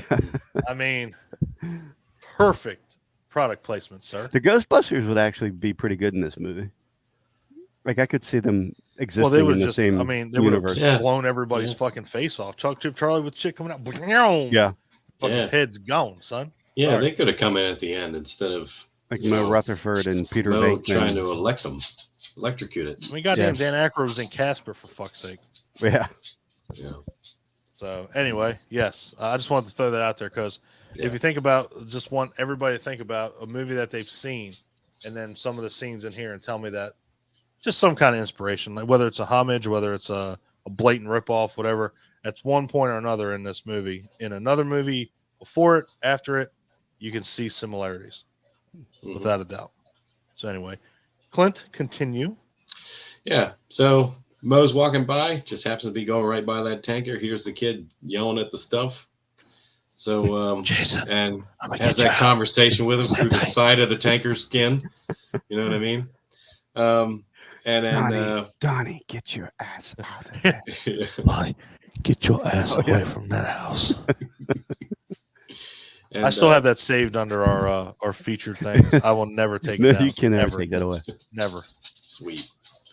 And he tells me he's going to get him out of there. A worker asks him what the hell he's doing there. You're not supposed to be here, and he knocks him the fuck out. It's like blow, and he's down. And then another worker in the back who's you see him with the hose, messing around with the hose. He's like, fuck this hose! I'm going to go kill this guy. He's like, hey, get out of that truck. Goes running up, after Mo gets in it, puts the window down, knocks him off, and takes off in this truck. Yep. So, yeah. So somehow the kid does not get eaten by the stuff, even though all that stuff happened. Think about this too. The truck's moving. Wouldn't the stuff move with? Be kind of sloshing around there, I would think, but maybe it's not. It wouldn't make the stuff no longer be in the tanker. Yeah. Yep. Not explained. Not explained. But okay. Whatever. Not available. Yeah. And they got pulled over, didn't they? Yeah. Yeah, but are the worst cop in the fucking world. Yeah. Barney Fife. Barney Fife, yeah. That looked like Burt Reynolds. Yeah. A wish version of Burt Reynolds with the fucking broom mustache. Somehow they got the kid out of the tanker, up into the cab. I missed that part. I must have been dozing off or something. But then they end up getting pulled over by this cop, and it's like, get out of there, put your hands up, and they mentioned some shit about, the hose getting dragged down the road. He's like, you're not going to arrest me for indecent exposure, are you? I'm like, what the hell is that supposed to mean? That was out of nowhere. He's like, yo, you're wasting a lot of the stuff. And then Nicole and Jason go over and pretend to eat it. Yeah, we're going to go. We're really hungry. You can only go an hour or so without some more of the stuff. So yeah, we're going to go eat that. And they're like, do you want some? Cop can't freaking handle it. He's getting this. He's like, he's getting withdrawals. He's getting the meth jitters over the stuff, and he goes back. Basically bends down. He's almost like lapping it up like a dog, and Mo runs back and does the worst hit in the back of the head I've ever seen. It looked like he just touched him. You know what I mean? Like you pushed him or something. Yeah, it's Mo. I mean, and it's like, pow, oh. Oh, he does fucking falls over like he's out cold. Okay, hold on. Now let's bring up one other thing. Can you imagine if it was that easy to get knocked unconscious? Slap the back of somebody's you would neck just see people. Carrot! You would just see people unconscious laying all over the road. It'd have to be in the news. It'd be like be a in joke. the news. It'd be on the newspaper. You know how many kids would get after school detention for slapping we don't have to wear helmets and they're unconscious? We don't have to have Say that, helmets Adam's on. like, we're gonna have to wear fucking helmets. Like football helmets. Yeah. We're gonna get knocked the fuck out. Be like, how you doing Yeah, today? honey. Going to work. Bam! Right? Yeah. Let me snap this up. I want to make sure that everybody understands one other thing. So people don't have blood in this movie. And also people don't have skulls either, because earlier in the movie, somebody gets punched square in the fucking dome and their head just implodes, and all of a sudden the stuff's like Those effects are awesome. Fucked up. Oh, the effects are fantastic. They're like hollow inside. Yeah, because the stuff like eats you from the inside out. Yeah, so they run somebody over, and they get pretty much splooged in half. Mm-hmm. And it's like the stuff you just, and all you gotta do is that you just have to hear that sound effect, and you know it's like, oh, they don't have any blood, and it's this guy's like twitching in the fucking street, right? And he's like, his legs are over here and his torso's over here, and you just see the stuff like all right, so clearly it takes over their bloodstream. They have no bloods. So I just want to make sure people understand. It's like the putty guys from Power Rangers. For sure, they don't have anything. I don't think they have organs. So they don't have balls. They're just filled. It's just like. Are they asexual at this point? I don't know. I mean, I'd like to. They didn't delve into the mating habits of the. I wish they would have said, "Man, that guy got Peter North on that wall," and it would have clarified a lot of things. I would feel a lot more comfortable talking about that subject, but I don't right now. So anyway, yeah. So Clint, continue. So I just want to make sure everybody realizes that anybody that's infected with this stuff, they don't have blood. Yeah. So, I don't know. Where did they go from there? Is this when he makes the decision to go get with the army guy, the colonel? Colonel Spears. Colonel Spears. Yeah. Paul Sorvino. Now, this is the part me and Adam have been waiting for. So, this is one of the most probably the best role in his storied career. I will say that 1,000%. This is one of the most racist people in a movie I have seen, and we're not even at the part that we're talking about, because that happens probably about 20 minutes later. Yeah. But just the shit he says just makes you cringe. Yeah, dude. Like, just like this. It's your drunk uncle at Thanksgiving dinner. Yes, making everything awkward. Yes. Like, can we get him out of here? Yeah. And yeah, that's Paul Sorvino as Colonel Spears. And I think Mo goes up and talks to him on a tower, and pretty much has like every bit of dirt on Colonel Spears, and then Spears like, well, I know this about you. I know your ass got shit canned from the FBI and yada yada. So obviously it's like a dick measuring contest. Yeah. No, we're not doing this again. Okay. We're not doing this again. There was enough of that last night. God damn it. Yeah. So when the movie starts falling apart, I will. This might be where we lose. Police Academy 5 citizens on patrol. This might be where we start losing control. Like, what actually, to this point, we have been very close to what, like, they really amp up the goofy comedy. Yeah. But now it's like, I don't remember what really happens after this point. I know two things. One we'll talk about once Chocolate Chip Charlie comes back into play, but he makes it awkward for Nicole. He's like, you're gorgeous. And she's like, oh, he's sitting on your man. Oh, don't worry about that. Like, dude, what the fuck? She seemed oddly receptive to it. Very, very. Like, okay. I mean, damn, slut. Yeah. And then he's like talks to like Jason's like, all he calls him is Trooper. Like, yeah, you got to protect her, Trooper. Like, God damn. Oh God, it's cringe-worthy. Just dialogue. Yeah, it goes super cringe. Weird. It's so weird. So anyway, so they Mo and Spears talk, and they decide that they're going to go somewhere fucking else. Not the same place. Not the same place they went to with the quarry, was it? Wasn't it another place? Because it sure felt that way. It was. Yeah, it was like a factory. Okay, like where might have been where he took the tour. I don't know. Okay. Yeah. Could yeah, have been. See again, it's weird. And again, we didn't talk about the whole, they blew up this place, and they pretty much blew up the side of a cliff, and it fell into like the pond of stuff that was at this place, which again made no sense anyway, because don't know where he got the explosives yeah, from, but he had them. Yeah, put him on his Did they show him planting the explosives? They did, and They you know did. what? You saying That's that? lame. God damn it! See, Adam can read my mind, because I'm like, didn't they show him putting him on his ankles, and then I think he took them off and put them on the wall. Because I was like, did he have 4? So he put the 2 on his ankles, and then he left them there, and then took the 2 and put them. So when he hit the button, his fucking should have blown his ass up too. Yeah.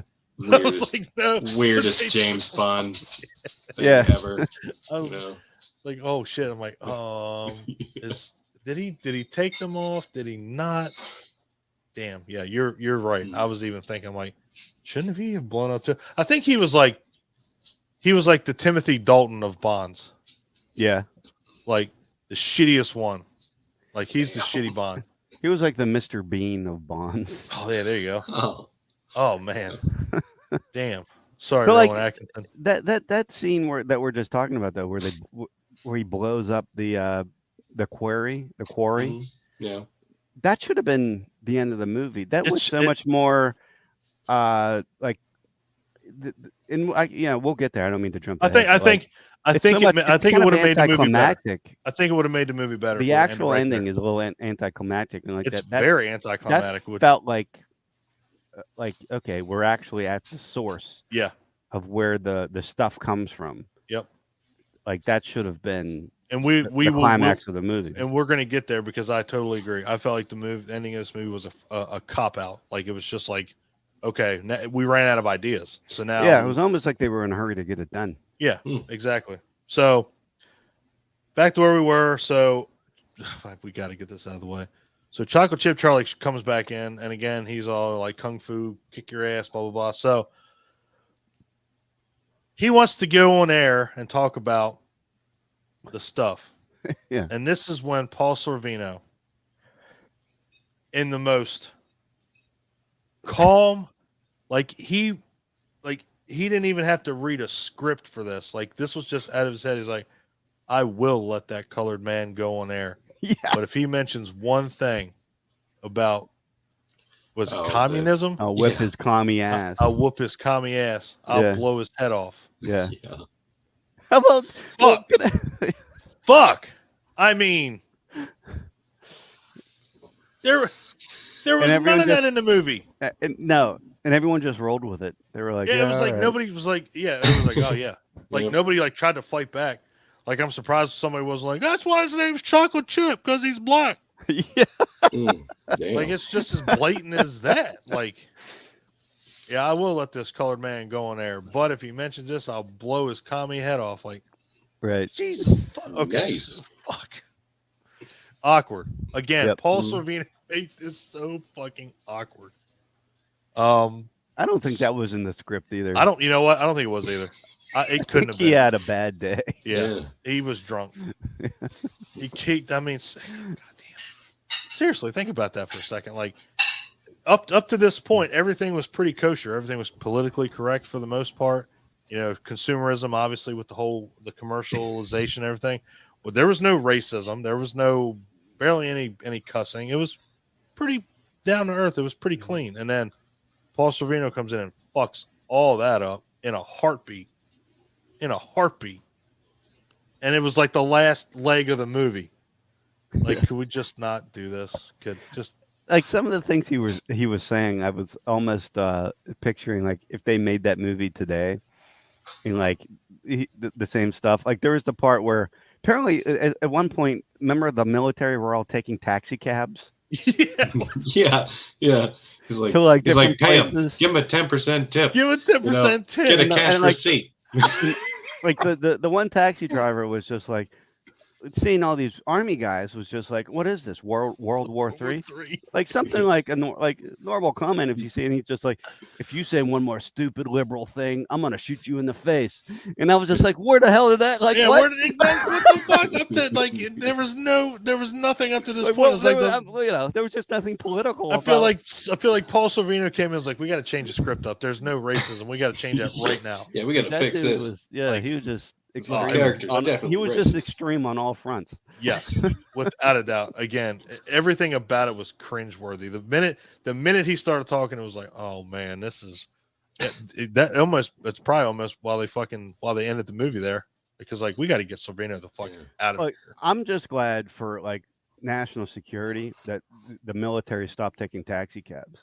Yeah. Oh, absolutely. Sure. I mean, and they got to get cash receipts so we can pay for the tab. Anyway, not getting into that, but yes, he's right. I'm glad they stopped taking taxi cabs and they started, flying jets.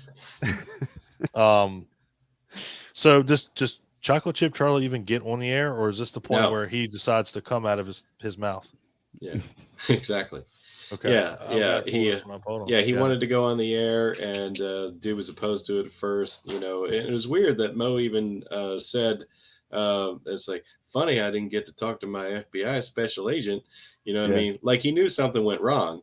But then he's like, "No, I need to make this announcement to the public on air." And then he talks Paul Sorvino's character into it. He's like, "Oh, think of all that money you'd be giving up. You can do that if you want to, but you'd be a fool," that type of shit. He's like, "I'll let this colored man talk on the air," and they let them go off alone, him and the chick.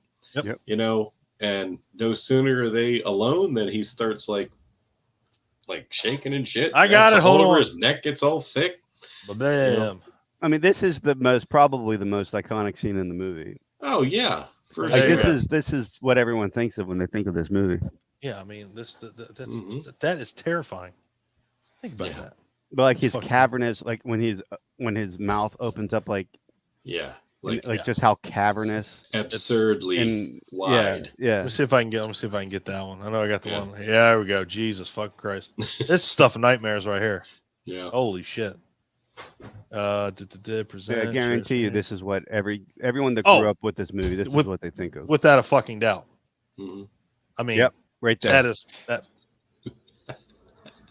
awesome. That's fucking awesome. It's so great. It's so goofy looking. It is. But it's man, great. It's like, that's terrifying. Like that's fucking. Yeah. Like Adam said, when you think about this, you think about just this white shit, and then probably this guy. Yeah. Yeah. I said white shit and then this guy. Now I'm racist. Fuck. Yeah. Motherfucker. I tried. Yeah. So it erupts out of his mouth into the studio, and and I guess the kid's in there too, because he's getting backed into the corner by the stuff. Now hold on a second. Now this was weird as shit too. So so they're going through everything, and they're going through like these everywhere. Yeah, like they're going through like these bathtubs, and then they're like 1, 2, 3, and they jump out of them like. The stuff was like 20 fucking feet. Yeah, back. they didn't have to do that. That was so exaggerated. Yeah, like Jesus Christ. I know exactly what you're talking about. Yeah. It's like, all right. Yeah. That was just got out back at the plant in the previous scene. Yeah. That's but in the studio, they're trapped in there with Chocolate Chip Charlie and the stuff now, trying to avoid it. And that's when Mo is like, "Oh, I got to get in there and save him." So he bashes the glass in, I guess, with one of the rifles, and then Oh, it happened, but that would have never happened because that fucking glass is almost unbreakable. Yeah, and it did look a little fake when the glass broke and came in. I don't know how. And I didn't like up to this. Might have been animated. Like up to this point, like Mo had been such like I mean, let's face it, the main character, and then it just seemed like at the end, it just we're not going to worry about Mo anymore. We're going to focus on Nicole and the kid. Yeah, and it's like, what the fuck happened to Mo? Yeah, like, why is he all of a sudden? Paul Sorvino took over, motherfucker. Yeah, the weird thing was there was just this random like electrical cable lying around. And he just like shoot it. Yeah, he shot it. Broke it apart with with the M16. He picks up the 2 parts, and electrocutes the stuff. I'm like, okay, this is stupid. Yeah. I was like, what a dumb way to take care of that. Yeah. But which brings me back to something else I used to say. You can't do that with electricity, but apparently you can in this movie. And can't do that with electricity. Yeah. So they went and did the broadcast anyway. Only now Paul Sorvino does it. Colonel Spears. So we get through all that, and then that was kind of like his keep watching this guy's. I was just thinking that. I was just thinking that. That's totally what it was. It was 1,000%. Yeah, 1,000%. And then we get back to Mo, where he goes back to the high rise with that one asshole from earlier that gave him the $25,000, and he makes it very clear that he's already spent his money. Mm-hmm. Yeah, he's like, "Oh, so should I get my money back?" No, I already spent it. Yeah. And then the other dude walks out and he's like, "But you spent my money too." Yeah, and Mr. Burns-ish, like his fucking wrists are broke. Like looks like a raptor. I'm like, shit, this guy's walked out of the back looking like a raptor. And basically they're trying to. So after they ruin everything by broadcasting about the stuff, so they're trying to remarket the stuff as the taste. Yeah. Right. And Nicole and Jason are like, fuck that. You know what? If y'all gonna do that, y'all gonna eat the rest of this stuff then. So they bring in like 2 boxes of it, and Mo's like, "You're gonna eat this." He's like, "Well, how much?" "Until I say so." Until it's coming out of your eyeballs. It's coming out your eyeballs. Like, here we go, Peter North again. And he just sits there and he watch them, eat everything, and then eventually the stuff is like outlawed. And don't they blow up a fucking building like 2 feet next to a McDonald's? Like, it just blows up. I'm like, what the fuck just happened here? This whole thing where like they get the message out and like they're burning the stuff. They're like huge stockpiles of it. They're just like setting it on fire. And it's like, we've already established that the stuff is like this sentient organism that will defend itself if attacked. Yet it's fine just sitting there in its containers, like getting lit on fire. And that's, like that, it's like, it's so lame. What a lame way to end this. Again, the ending could have been so much better. But like also like when he's finally like they're holding these guys at gunpoint, forcing them to eat, and he brought the little kid with him. Yeah, it's like maybe he could have stayed home. Oh well, now keep in mind, and played Pac-Man when they're doing that. He comes out. Why did he have to go? Well, I'm not a kid anymore. I've grown up. Yeah, well, because you watched your fucking family die because of this shit. But you're definitely not now that you're holding people at gunpoint. Yeah, gunpoint. Fuck God, did you rob a bank before you came up here? Feeding them like gluttony in 7. Yeah, right. I'm pretty sure he robbed the bank before he went upstairs. Just to get comfortable. He's like, rips it out. But yeah, so the movie ends with, like Adam said, one of the most anticlimactic endings where, like we said, the stuff becomes pretty much banned, and then a van rolls up and the guy opens it up. He's like, you see the stuff, and he pops the top and uses one finger. Want to make sure. Scoops it up, licks it. That's fun though. That he's like testing it. Like how many 80s movies have you seen where like they have to test the drugs? The bag of cocaine. The bag of crack. Yeah. Like they're like, oh man, that motherfucking tooth fell out. That's real. Good shit. Exactly. It's always the pinky in those. Yeah, it's like yeah. It's good stuff. Yeah. So and that's how it ends, guys. So that is that was your Mentos commercial right there. That was, and he turns back and looks like that too. He's like, I'm gonna see if I can find that guy. Find that. Right, well, I'll let you guys do the final rating of the stuff. Yeah. So I mean, I guess at the moment, since we haven't changed our rating system yet, we're going to continue on with the 2 rating method. Are you going to change it right now? What is the rating system? Yeah. We stole one from Ryan Joyner. He likes to do a 2 rating system where it's a 0 to 5. You know what I mean? With both ratings, one is a critical scale, and the other one is fun factor, as we call it. So, you can look at it critically and give it a rating based on that, and then you can tell us how fun you think it is. So for me, I think, the movie looked good. I can't think of anything that looked bad or cheap, except maybe some cheesy effect here and there. You know what I mean? It sounded good. It was shot well. Coherent storyline, kind of. You know what I mean? Till the end. It got a little bonkers and off the wall and really over the top by the time we were finished. When did you watch it, Clint? I literally watched it this morning. Me too. The last time. But I did too. wasn't it refreshing 100%, after 1000%. Phantasm movies? Yeah. To Yes. actually have a movie that like That you can kind of understand. Yeah. You're like not that's what I lying. mean. Like it's Yeah. sorry, I didn't mean You're to- not lying. You're not lying It's, at all. but some of the dialogue didn't make a lot of sense. It seemed No, like we were ad didn't. libbing quite a bit. You know what Yeah. I mean? There was a little nonsense there. I was a little irritated by the kid just randomly showing up places to get himself in trouble. You know what I mean? And I was like, why? Why is he there again? He's inside a tanker truck now. I don't understand this, and then, he's getting backed into a corner in the studio. Why was he in the studio? Did they want him to talk to the public too? It's like, I don't know, but I'll let that go. I'm going to go 2.5. Critically, it wasn't doing a lot for me, but I mean, was it fun? Sure. Did you see it as a kid, or was this the first time you saw it? No, I had seen it a few months back. I mean, I wouldn't say that okay. I saw it years and years ago. I think nostalgia plays a huge part with a movie Oh, like yes. this. Yeah, Oh, yeah. yeah, I think it would. And maybe I was expecting more out of this walking into it because so many people, talked about how much they liked it, Yep. and it just wasn't what I was expecting to see, and so it rates a little lower for me because I don't have that nostalgia. For sure. And it was marketed as like a straight horror film, and it's really not. That's the thing. I don't feel That's that what it was is.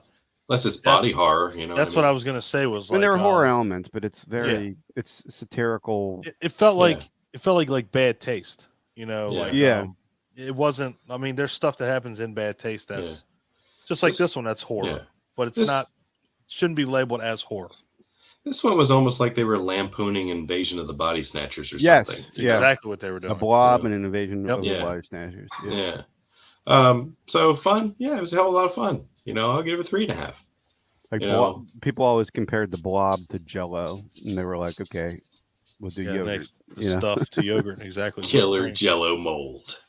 So yeah. There's always room for Jello. 2.5. Yep. 2.5 critical, 3.5 fun. Okay. What you got, Adam? I'll let you What do go. you think about it? I agree with Clint a lot. I hadn't seen this in a really long time. Mm-hmm. So I'll bump it up a little bit to 3 for critical. I don't know if that's just because I've been watching Phantasm for a week or not. It's not to fuck anybody's scale up. But yeah. But I mean, like, there are definitely worse movies out there, and like the Michael Moriarty's really entertaining. The effects work is really good. I could take or leave the social commentary, to be honest with you. I don't care about that stuff, but it's just like a straight up monster movie. Some of the ideas are cool. It does fall apart at the end. As soon as they meet up with the militia, it turns into like almost a totally different movie. It does. They kind of like all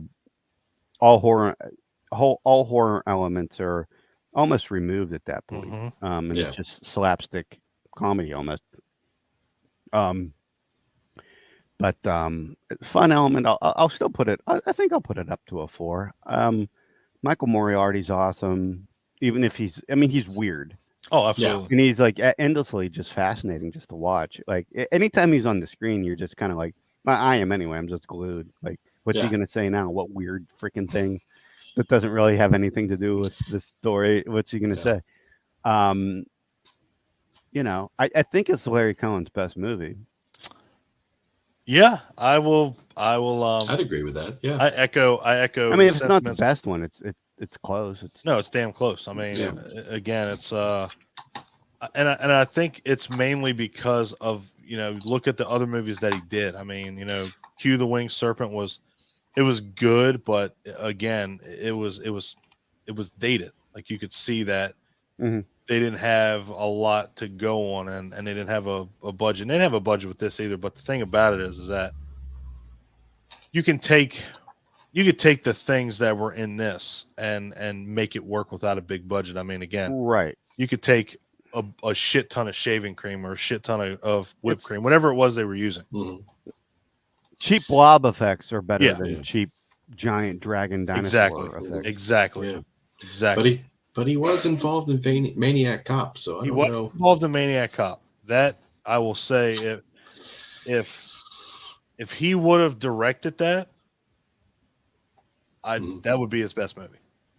Maniac Cop is a great movie because I'm pretty William Lustig. I think he's the one that directs it though, right? I know it was written by It could be Larry Cohen, I think, Mhm. but yeah, I mean, Can I say one? Let me say one thing. Like a lot of people in your group do fan films, Mhm. and for the longest time, I've wanted someone to do a fan film of Jason Takes Manhattan, where Jason runs into the Maniac Cop. And I think that would have been an awesome crossover. And if anyone is listening, well, they are. please make that movie. I mean, a couple people are listening. Yeah. Peter Anthony was listening, so Yeah. And there's Would that not be awesome? That'd be I very mean, cool. there was a game called Terror Drome. Yeah, that, that you can. Yeah, that kind of takes like everybody from a universe, like Chucky, Jason, Michael, Freddy, Ash, Pinhead, everybody, and kind of it's a fighting game with just horror icons. But yeah, I mean, Somebody needs to make a fan fiction film that takes place right after that movie, where Jason is resurrected and he runs into Officer Matt, whatever his name is. I really like hold on, Officer Matt Maniac Cop. Yeah. Matt Maniac Cop. Yeah, McCrae. Is it Matt McCrae? No, I don't fucking know. I'm looking on Wikipedia. Yeah. Anyway, I share the sentiments of what you both said. Cool idea. Mhm. Oh, 100%. Without a doubt. Great idea. I think Jason versus anybody is a great idea, except for like Chucky. Mhm. Yeah, Like, that you doesn't. just boot him in the fucking water and game over. But Or you know, Godzilla. or Godzilla. Oh, dude, we were talking about that yesterday. Alien versus Predator versus Godzilla. Yeah. That could work. What? It could work. Alien versus Predator versus Godzilla. That's crazy. So, we were. I'm not saying no, but that's No, crazy. I don't Yeah. expect people to say no immediately, but I do expect them in the long run to be like, that is the dumbest fucking thing I've ever heard. But when you first hear it, you're like, fuck yeah, and then you're like, that ain't working. I echo everything you guys say. It's a fun movie. It's again, the only downfall really with the movie is the ending. The effects were good for the time. And again, you know, and just go right back to the hotel scene. You know, the way that looked, it looked fantastic. It looked like it, you know, it was just a free flowing effect. It looked great. You know, all the you know, with the dog with the stuff coming out, Chocolate Chip Charlie with the stuff coming out. I mean, for what you had, those effects were damn good. Yep. You know, and the movie's fun. I mean, the movie's fun, and I echo with Adam with Michael Moriarty. I mean, you kind of couldn't wait to see what he was going to do next, just because that was how he perceived his character. It's like, I don't know what I'm doing. I'm a bumbling fucking idiot, and let's just see what happens next. Like, we were on the same ride he was in the movie. Like, what is going to happen next? What are you going to do? Where are you going?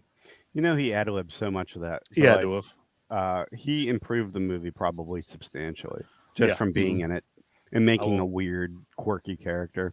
Like any 100%. other actor would have played that so straight. That's the thing. Like, Mhm. what, and that's like a what if thing. Like with a horror movie, like what if somebody else would have gotten cast as Mo Rutherford? Would it have even been Yeah. as good a movie as it is? Maybe he took the role thinking that, this script is lame, and he's like, I got to make this interesting. Well, Yeah.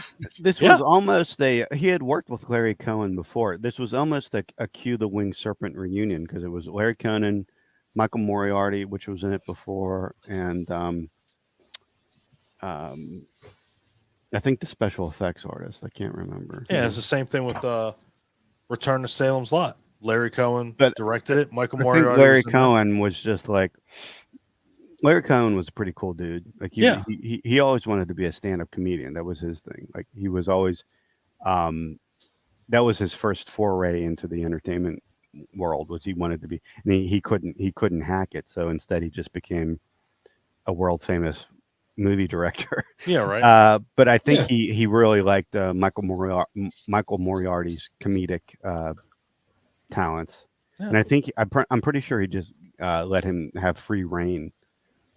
Well, that's on the his thing roles. that you can look at it like that too. Like let him go free reign. Like how much direction do you like at that point? As a director, and especially like the kind of director that he was, how much hands off do you want, or how much hands on do you want? Like if I can just let this guy go, it's less work I have to do because I don't have to write a script, or I barely have to write a script. I'll Right. let him go, and it's your main character, so it's. I don't, and it's really crazy because I'm kind of as you keep saying that, I'm thinking how much of the whole entire movie was ad libbed if you really think about it. Like Yeah, it's just, and it was rock solid again. Maybe you had to stop at one point because you didn't get the delivery, you didn't get the verbiage, you didn't get something, but at the I same think time, that's it's like, why some of the lines were so awkward yeah, exactly, because they just came out of nowhere. So or didn't make sense. Or didn't make in a lot sense. or in a lot of cases. yeah, I'm so gonna jump through the window. Do you have a gun? like I say, yeah, like what the fuck does that mean? Yeah. My hands are lethal. What? Do you have a gun? I'm jumping out of a window, Charlie. I don't need a gun. But yeah, so ratings dead on with you guys. Critical, I give it like a 3. Fun factor, I give it a 4. Because I mean, it's a movie that, and just like with the hangout last night, like I love how we keep bringing up Phantasm because it did its job. We're still talking about it, Mhm. but you're not going to sit down and watch Phantasm again. But you will sit down and watch this stuff again at some point by the end of this year. Just because it's that type of movie. It's ho hum, wholehearted. You know, Larry Cohen and it's got some good shit in it. I mean, and it's got a good cult following too. So I mean, it's well deserved and it's a fun movie. I think it's a cool little off the beaten path '80s movie. It's like it's a cult classic. Hmm. I agree. I agree. Agreed. Not one of the major '80 horror. It's not. But I think it's. I think it can Um, hold its own against just about Yeah. anything out there except for like you said, like the mainstream Friday And 13th. it's so Nightmare. '80s. It's like such an Oh, '80s. It's almost it's a time capsule of like the '80s. It really There is. you go. That's exactly what I was going to say. It's like it encapsulates everything that the 80s stood for with the horror Good movie. and bad, I guess. Good and bad. Good and bad. If you guys have not seen this, I can tell you right now because I did it earlier today. It is on Tubi. It is free. There's no excuses why you should not watch this movie. So I was watching that this morning, and there were so many freaking commercials. It was like And you know I what? can't remember if it was Tubi or Pluto. They weren't I was good. just like, it took 4 hours to watch it. I don't want to use Gain. I hate. And I have it on Blu-ray, but I was just late. Oh, he's like me. He's like he's lazy. Like I don't want fuck that. Yeah. I'm not getting up and putting it on. It's right there on Tubi. Gotta Mhm. hook up my Blu-ray and do all that shit. Yeah. Exactly. Adam, brother, I can't thank you enough for hopping on here, and I want to make sure that you guys, you plug you and Paul's Facebook group because you are very good supporters of us. We try to be good supporters of you. So, explain everybody where they can find you on social media and how they can follow you and how they can keep up with your amazing group. Very well. Well, it's really hard to find. A very creative title: horror movies of the '60s, '70s, '80s, and '90s, and that pretty much encapsulates what the group is. We're just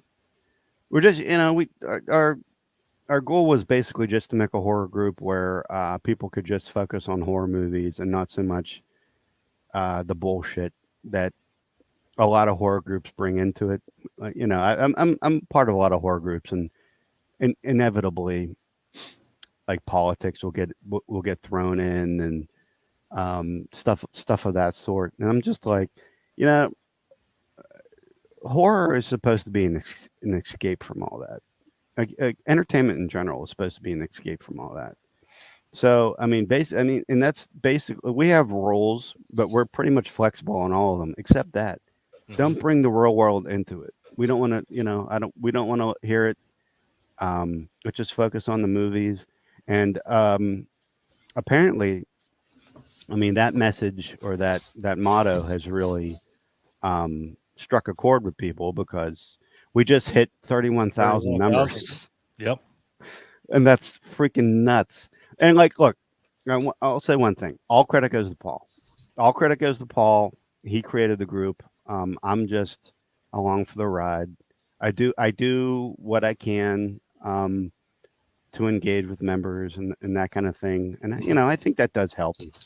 But like, I like it when you occasionally leave a trolling comment on a post. That's cool. I do it all the time. I got in trouble with this last night after the hangout. Yeah, that's what you were saying. I won't get into it, but okay. I might be in Facebook jail. I'm not sure. I want to make sure. I want to make sure. Yes, this was on an episode of Joe Bob Last Drive-In. So if you do have Shudder, you can check that out as well. So Last Drive-In with Joe Bob Briggs. Yeah, he does an episode of stuff. Yeah, don't shortchange yourself. You and Paul have a great thing going. You guys monitor it well.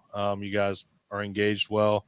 And again, you don't get 31,000 members because you're a mediocre group. You do it because you, like you just said, you're an escape from the real world. You can just go in, talk about horror, talk about, the good time of horror.